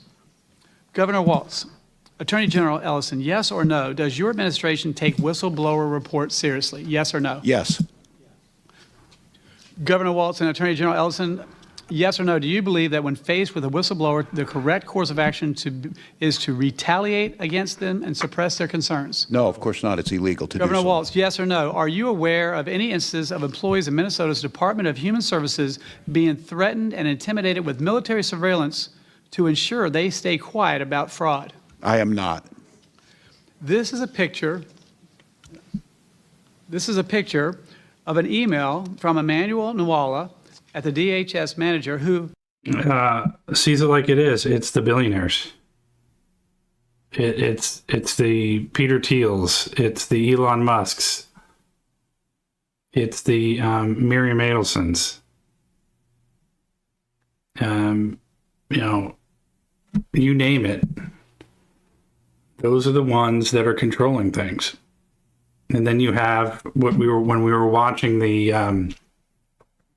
interview, and for those of you who haven't seen it, you got to go watch it. The Steve Bannon interview of Jeffrey Epstein, and he talks about the Trilateral Commission. So Jeffrey Epstein's on the Trilateral Commission at age 30, appointed by David Rockefeller. The Rockefellers have been controlling the politics forever. Same with the Rothschilds. Jeffrey Epstein was involved with many of the Rothschilds. So those are the people that are controlling the politicians. And if you think that it's Trump and you think it's Obama and you think it's Kamala Harris or any of these people, then you got another thing coming. You're in left field with the lights out, because they ain't the ones controlling things. And so what I've said is, it's like the Wall Street bets. That group that got together and took a bunch of hedge funds out because it was a huge group of guys and girls who pooled their money together and bought up GameStop stock in order to drive up the price while all of these billionaires were trying to naked short sell it. And they got their asses handed to them by a bunch of small fry traders because they pooled their funds. And that's what we have to do as American taxpayers, is pool our funds. And somebody was asking, well, how do you turn things around? Well, you got to raise money to compete with the billionaires, and you can do it. There's 300 and 400 million people in the United States. You could pool your money together and think about how many billions of dollars you can pool together to fund the politicians and have them do what you, as the American people, want them to do, and not the billionaires. But no one thinks that way. And that's why the billionaires do what they do, because they know that everybody's going to start saying, TDS, Trump's awesome, Trump sucks, libtards, like all this stupid, retarded shit. They know, they're like, look at all, and they're laughing. They're like, look at all these dumbasses yelling at each other about the politicians. And meanwhile, they're all getting rich on their private jets, eating lobster, while all of us get to eat like bugs. We all get to eat like, Captain Crunch that makes us all fat, while they eat all the best protein and they cull all the cows and they kill all the chickens. They're just laughing at everybody arguing with each other, talking about whether or not one politician's better than the other. They got us all fooled. Has since been promoted to the leadership role. This email shows clear. Here we go. 2011 North knows what I'm talking about. Ape Strong Together, GME. To the moon, right? Diamond hands. Let's go. Proof that the threatened employees with military surveillance, including, quote, I did intelligence research with the Army and give them IP addresses and email addresses to track specific locations. Governor Walz, yes or no, are you aware of this email? I am not. Put all your Governor money Walz, in GME. Mr. Wallace stated in the email that he was asked by upper leadership to hold off as they are. BlackRock, yeah. I mean, there's too many to mention. But Larry Fink? Do you think Larry Fink gives a flying fuck about any of you in the chat? It's a multi-trillion-dollar balance sheet company. They have so much invested that, Coca-Cola owns its own stock in BlackRock. That's how incestuous it is. I mean, who heard of a multi-trillion-dollar balance sheet? Goldman Sachs, Blackstone, and a lot of these private equity firms, there's more private equity firms than anything right now, and they're the ones that are buying up. You want to know why none of you can afford a home? Do you want to know why mortgages are out of control? You want to know why a cracker house, like some little piece of shit house that's like 1,500 square feet, costs $500,000 or more? Because companies like this buy them up. And of course, huge voter base, and the baby boomers, they don't want their prices to go down, understandably. So no one's going to do anything about it because, they're under control of BlackRock and all the billions of dollars because they get funded through super PACs and things that way. So they're trying to play both sides of the fence. And meanwhile, no one can afford a house because of all these trillion-dollar hedge funds and trillion-dollar private equity firms. They're doing their own thing on it. What did that mean? What did they mean by that? I couldn't say. I'm unfamiliar with Was it. upper leadership doing their own military surveillance on whistleblowers to intimidate employees and to stay quiet about rampant fraud? I do not believe they would. Moving on, Governor Walz, yes or no, do you agree that it would be intimidation to confront a whistleblower with photographs of their car, their house, and monitor their phone and computer and ask which schools they're... Yeah, Gloria, I agree. We have all the power, but we don't know it. That's very well said. We have to open our friggin' eyes, and nobody's opening their eyes. Like I said, when I come in here when I'm doing live verticals, it's unbelievable the people that come in here. It's like, I don't even know how they can afford to have a phone. And then when you scroll through and you look at some of these videos and what people are doing, like I literally almost threw up when I saw one. Some blob on a couch is throwing up in a cup. That's the kind of stuff you're seeing now. And so those people can't be, there's certain people you just can't, they either, and we don't have insane asylums anymore, unfortunately, thanks to Ronald Reagan and JFK and others, because they thought it was a better idea to have people go around to people's houses or let the police handle it instead of having insane asylums. But they're just a certain population you're just not going to be able to help. Their brains are too fried or whatever. But there are a lot of people that are in this chat. They say, like what this one person said is, Gloria, is we have the power to do it, but then we get brainwashed into all of these side issues and shiny objects and shiny pennies. And everybody argues with each other over stupid stuff instead of saying, okay, let's all get together and let's pool our funds. Let's create our own PAC. And let's get politicians like, whether you agree with Massey or not is really irrelevant, but Massey and Ro Khanna from both sides of the aisle, they're the ones who actually passed the law to get the Epstein files out. I think we could all agree that we want people who are abusing children to be held accountable, right? So why don't we pool all of our funds together and give, instead of AIPAC and foreign entities, foreign countries giving money to our American politicians, why don't we do that and say, look, you're going to do what we want you to do. You're going to give us health care that's worth a shit. You're going to tell all these companies that they can't buy homes anymore. You're not going to go into foreign wars. We're not going to be the police officer for the rest of the world. We're going to become isolationists.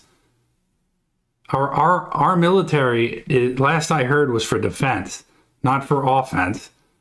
We're gonna rebuild our bridges. We're gonna deal with immigration. We're gonna do all the things that Trump promised us to do but didn't do. Deal with America first. But we can't do that if the billionaires are in control and they're using their money to give because I don't know if you heard this yet, and maybe it's the first time you're going to hear this from somebody.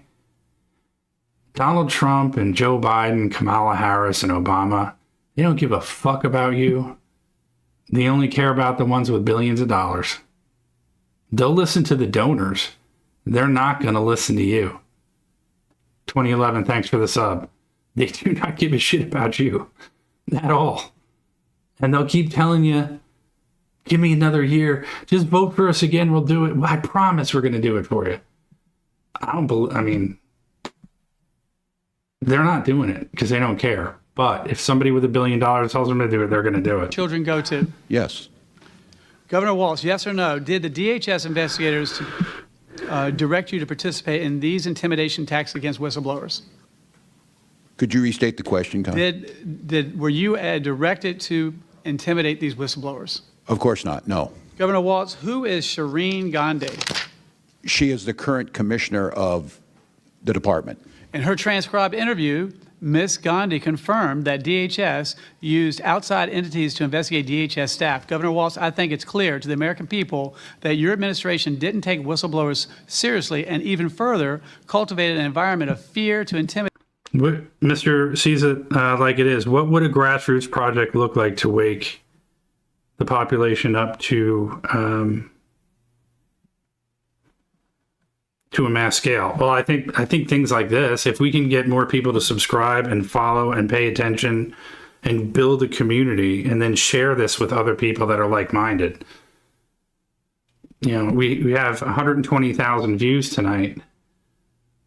But if we filter, and that's not going to be everybody, because it's going to be a tremendous amount of people who are, you know, not interested in anything other than, you know, drooling all over themselves or, you know, complaining about racism or whatever, or hating on white people and, you know, hating themselves and all that, or communists. But we have to build a community big enough and share this kind of content with people that share our same vision. And we, yeah, it is an echo chamber. I mean, I'm not gonna sit there and say that it's not, but it's an echo chamber for good. It's an echo chamber to make a change, because there's so many people that say, oh, you can't vote your way out of this. Well, what else are you gonna do? I mean, violence isn't gonna work. Everybody, if you try that, you're gonna go to jail. And there are plenty of people who think that you can do that, and they're crazy. It's just a stupid thing to do it. But, you know, James Fishback, I'm gonna be interviewing James Fishback next month. He's running for Florida governor, and he has a really good chance of winning. But he says all the right things. I'm going to defund, you know, we have a bunch of money that's in Israel bonds. We're going to defund that, you know, foreign war, you know, he says all the right things. Hopefully he's telling the truth. You don't know, but compared to him and Byron Donalds, I mean, I don't want a bunch of AI infrastructure built in my state, you know, sucking up water and energy and all that kind of stuff. But Byron Donalds he's for the powers that be. He's the guy who takes the money from the billionaire donors. James Fishback doesn't. And he's getting a huge shot in the arm right now in momentum because he's totally against that. So if we can raise money, and I have a Give, Send, Go account where I'm going to start raising money. And if you want to go there, you can and donate. And it's reclaim.vote.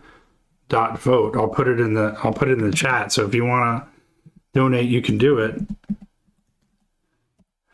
And the idea is to have enough money to create a PAC of our own legally, obviously, and to raise that kind of money and have enough money where we can create like a For the People super PAC and be able to say, okay, we're pooling all of our funds together, and those of you that donate get a say. You don't just donate and then that's it. You donate, and then we put the vote out there. What are the people that are donating? What do they want? They want mass deportations. That politician has to sign a contract. You have to sign a contract that you're not going to raise taxes, you're going to eliminate taxes. Like in the state of Florida, they keep saying we're going to eliminate property taxes. Well, they dangle that bullshit carrot out in front of you because they know you're going to get the vote. And they're like, sorry, but we can't do it. Well, just vote for us next year and we'll do it. You vote for us again in 4 years and we'll give it to you. No, you're going to sign a contract because we're going to withhold this money until you sign a contract that says we're going to eliminate property taxes. You're going to sign this contract that says we're not going to invest in state bonds in foreign countries. We're only going to invest in our state only. We're going to clean up crime. We're going to do this. We're not going to allow AI companies to come in and build huge infrastructure in our state.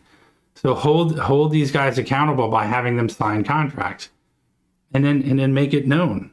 You know, put it out there and say, look, these guys say that, you know, this is, I mean, well, the thing is, and you can say, well, it's harder to say, or easy to say, harder to do. No one's done it. That's my point. There's a lot of these PACs, but then the PACs get taken over by special interests. There's no, Wall Street Bets did it. Wall Street Bets did it, and they got famous for it. And they got famous in a certain, and not a lot of people know because a lot of people didn't want, especially the powers that be, didn't want everybody to know what they did. So those who know about GameStop, and I encourage you to look it up. The Wall Street Bets thing is freaking, they should do a movie about it. But these guys took down billion-dollar hedge funds because of a massive group of people got together and put their money in and drove the stock up. And those guys had to cover their shorts and got their asses handed to them. They went out of business, like 2 or 3 of them. So to say that it's, it's hard, yeah, anything's hard. But what are you going to do? You're going to sit there and vote for the same jerk-offs again every 4 years? I mean, what do you think fat-ass J.D. Vance is going to do? I mean, he's worse than Trump. He's going to do exactly he's going to do exactly what Trump didn't do too. He's not going to keep any campaign promises. And that's if we're lucky. If not, then a Democrat will get in, and then they'll probably open the borders again, and we'll have a flood. So we need people that can legitimately get in there, and we have to start with the small. I'm not saying like the national elections they're definitely going to be hard, but like in Florida, this guy James Fishback, we cannot let Byron Donalds win. It has to be James Fishback. At least start at that level and work our way up. But chip away at some of these deals little by little. That's the only way you're going to change things. But we have to try it. From going public with the truth about the rampant fraud in your state and under your failed leadership. Governor Walz and Attorney General Ellison, your incompetence and inaction to stop pervasive fraud when you were first alerted. Yeah, Peter, I hate to keep pausing this, but a lot of you guys are saying some good things. No, I'm kidding about J.D. Vance. I didn't mean to I just look at the memes, and the memes are really, if you guys see the memes of J.D. Vance, it's funny. But Peter Thiel, J.D. Vance is Peter Thiel's protege. This is how incestual all of this is. J.D. Vance was a politician for Ohio who was in business with Peter Thiel and Vivek Ramaswamy in Rumble. All 3 of them are invested in Rumble. Who's running for mayor of Ohio? Vivek Ramaswamy. So J.D. Vance and Vivek Ramaswamy know each other. They both are in business with Peter Thiel. Peter Thiel is involved in Palantir. Palantir is involved in, has contracts with the U.S. government, the CIA, to basically take all of our information and put it on a database so they can follow us all. So the technocracy, and that's a whole different thing. We'll get into that in the next couple of weeks, we'll get into the technocracy and really what they want to do. Notice how we were trying to take over Greenland. Notice how we were threatening Canada. Notice how we took over Venezuela or took out Maduro. Do you notice how we're threatening Cuba? Do you notice how we're threatening Mexico?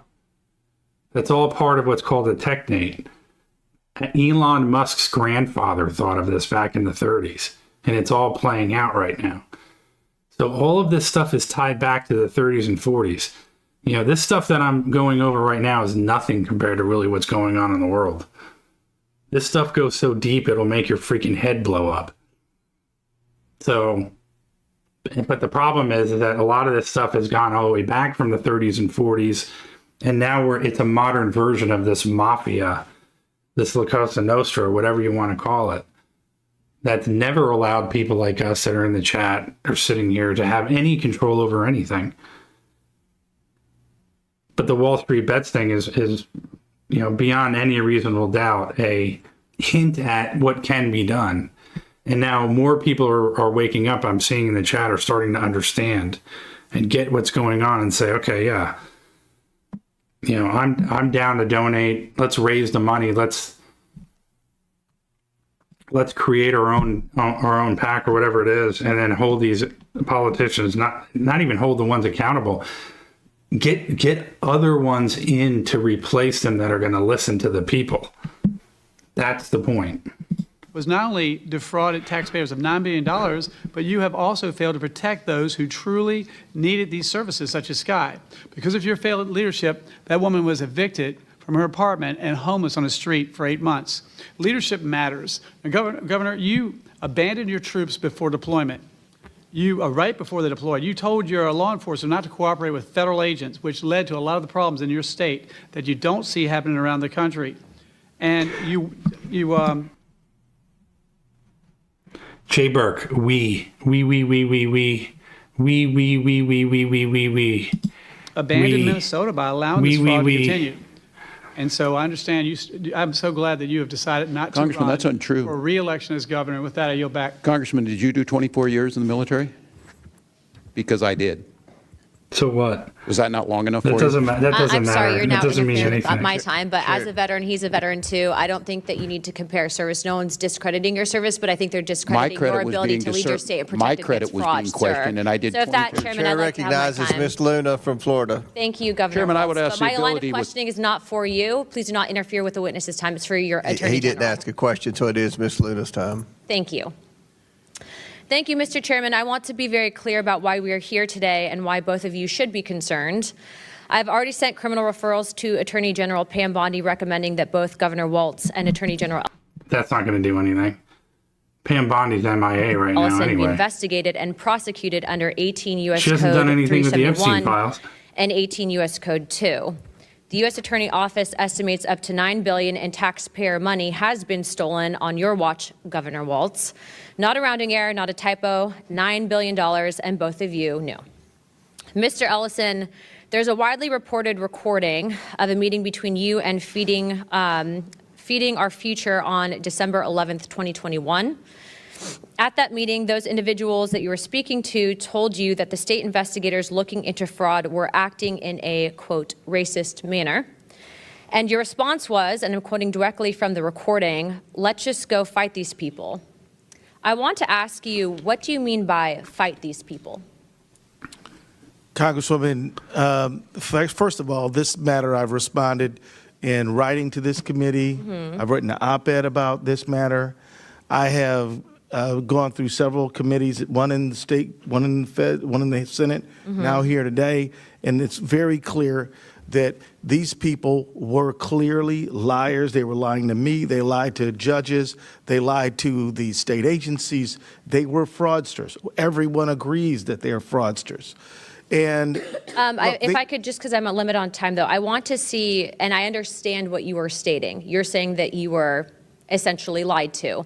But in responding to them, and the reason I'm questioning on this is because I had the privilege of questioning some of your state legislators that were Republicans, and they did feel that both you and the governor were covering up what was happening with the fraud. So I want to specifically just who are you referencing when you said fight these people? If you could, just keep it short.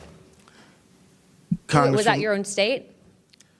Congresswoman, these people represented themselves to be business people who were having difficulty with the bureaucracy. Okay. They contacted me and they wanted to know what, can you possibly help us? What I did is investigate their claims and then work with the federal authorities to see 57 of them convicted of crimes and about, I think, more than 80 now indicted. So these people presented themselves as someone needing help and honest business people. They were not what they claimed to be, and we helped them get convicted as they well should be. Thank you for clarifying, but just to be clear, it would be the bureaucracy, would you say, within your own state? Is that you were saying fight these people as in the bureaucracy within your own state, correct? Congresswoman, I was in Congress for 12 years. Thank you for and serving I did constituent services all the time. Okay, so I'm not going to get anywhere on this question. That brings me to my next thing. Do you believe that it is racist to investigate someone of fraud because they are of Somalian descent? Yes or no? Ma'am, I believe that anybody who commits fraud of any background should be investigated and held accountable. Okay, well, I would actually agree with you on that one, so thank you for clarifying. But to be clear, those individuals that you told the Department of Human Services were basically, it was racist, and if you were looking into it for fraud. You took that meeting, you made that promise, and then it turns out that the billions of dollars in fraud continued. And I hate to bring this up because I am a parent, but your own son also received donations from those same individuals. Imam Omar, the man that you invited you and is listed a partial owner of an entity that was used to launder over $40 million in Feeding Our Future funds. I would say that you did mislead the public. Whether or not you at the time realized what they were up to, the fact is that you were then presented with the evidence, and it does feel, and according to your own state legislators, that you did not take that seriously enough. In my opinion, if you have that— I would disagree, ma'am. I'm telling you what my opinion is. I don't believe that that was a question, but I do believe, based on the recording, based on the fact that you were personally tied to it, and based on the fact that your family then had ties to it as well, seems a little sus. Aside from that, though, you're telling the American people essentially that maybe you didn't know about it. Yeah, Leap 7, they haven't been deported. That's part of the problem, which I don't know about you, I'm not happy about. How come we haven't deported anybody yet? And dozens of your own employees were afraid as being labeled as racist or Islamophobic if they stayed silent. And so I just want to be clear about something. You've stated and you agree that anyone should be investigated based on, regardless of their background. But the fact is that your own employees came forward and were— Yeah, I don't know if you know, Pam Bondi has been moved to a secure location somewhere like a military base. The news reports say the reason for that is because she's been getting death threats about the Epstein files and I believe drug cartels. So Pete Hegseth, I think same thing, but for different reasons. That he's on a base or whatever for protection. But that is a report that I read today, is that Pam Bondi is kind of like in protective custody or something like that on a military base because of those two reasons, what I read. I haven't confirmed it.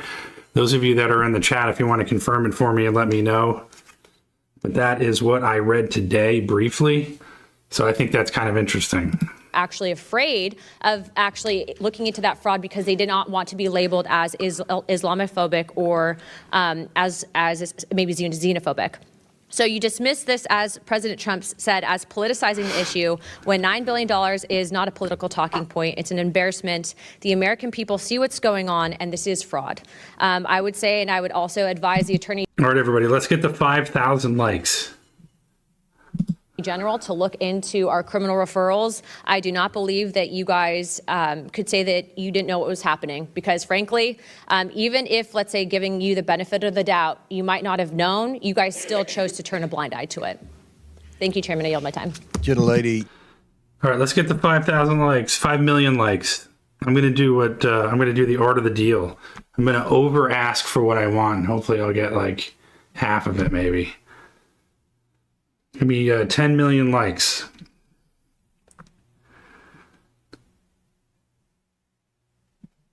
Yeah, okay. Yeah, so yeah, we definitely need to make America healthy again, but Edward, I will do what I choose to do on my own stream. If you don't like it, you can leave. And we're done anyway, and I'm going to continue to interrupt, and I'm going to continue to talk. But that's part of the thing. Like, what have we done to make America healthy? I mean, I haven't really seen anything. Maybe you've seen anything come to fruition on that. But yeah, with the Pam Bondi thing, it's kind of interesting. And it goes to show you too how many people are pissed off, if it's true, how many people are pissed off about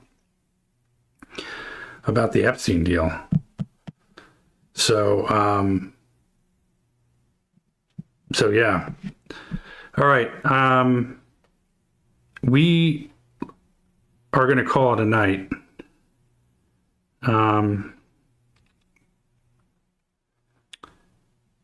And we'll continue this tomorrow, and we're almost at the end, but it's 11:15. I was going to stop at 11. And we'll talk more about the clean break memo. We'll talk more about the what Trump was talking about with Iran. We'll get into that more. And because I think there were a lot of people that were interested in talking more about that. So we'll get into that tomorrow. I can't believe it's going to be Friday already. And so we're going to do it at the same time. Those of you that are here, the technocracy. We're going to do the technocracy too. Yeah. So there'll be a lot of talking and a lot of interaction. So be sure if you have not done it, subscribe. Be sure that you subscribe. Set your alarm, and also when you do subscribe, make sure that you hit the notification bell for all notifications. And then you're also going to have to go on your phone and click the notifications to alert you for YouTube alerts, because a lot of these phones now turn off the YouTube alerts. And again, those of you who are interested in donating to start a super PAC type thing to get that going, go to reclaim.vote, then you can donate there, and we'll start building our own, deal to start competing against these billionaires, just like Wall Street Bets did. I mean, little by little, it'll take a while. Thank you, Rachel. For those of you, thank you for the sub. Those of you who did subscribe, I apologize if I didn't get to you, because what happens is, and this is the phone thing, or this isn't the phone thing, but the YouTube, if you keep your subscriptions private, it will not show up on the screen. So I want to make sure that I do give you credit. So you can leave a comment and just say that you subscribed in the comments, so I can give you credit either next time or in the comment section. Chad Murphy, thank you for the sub. But yeah, so we'll get into the technate, the technocracy, and get into a little bit more detail. Musa, thank you for the sub. And we'll talk about that. We'll talk about all the things that we discussed, and we'll finish this. It's not that much longer to go, and we'll get into the details on that. So, all right, everybody. Thank you for subbing. Thank you for watching. Thank you for taking part. Those of you who are intelligently adding to the conversation. And simply adding to the conversation and being in the chat. I appreciate you. I appreciate you taking your time to spend with me. And I will see you all tomorrow at 8 p.m. Eastern time. Have a great night.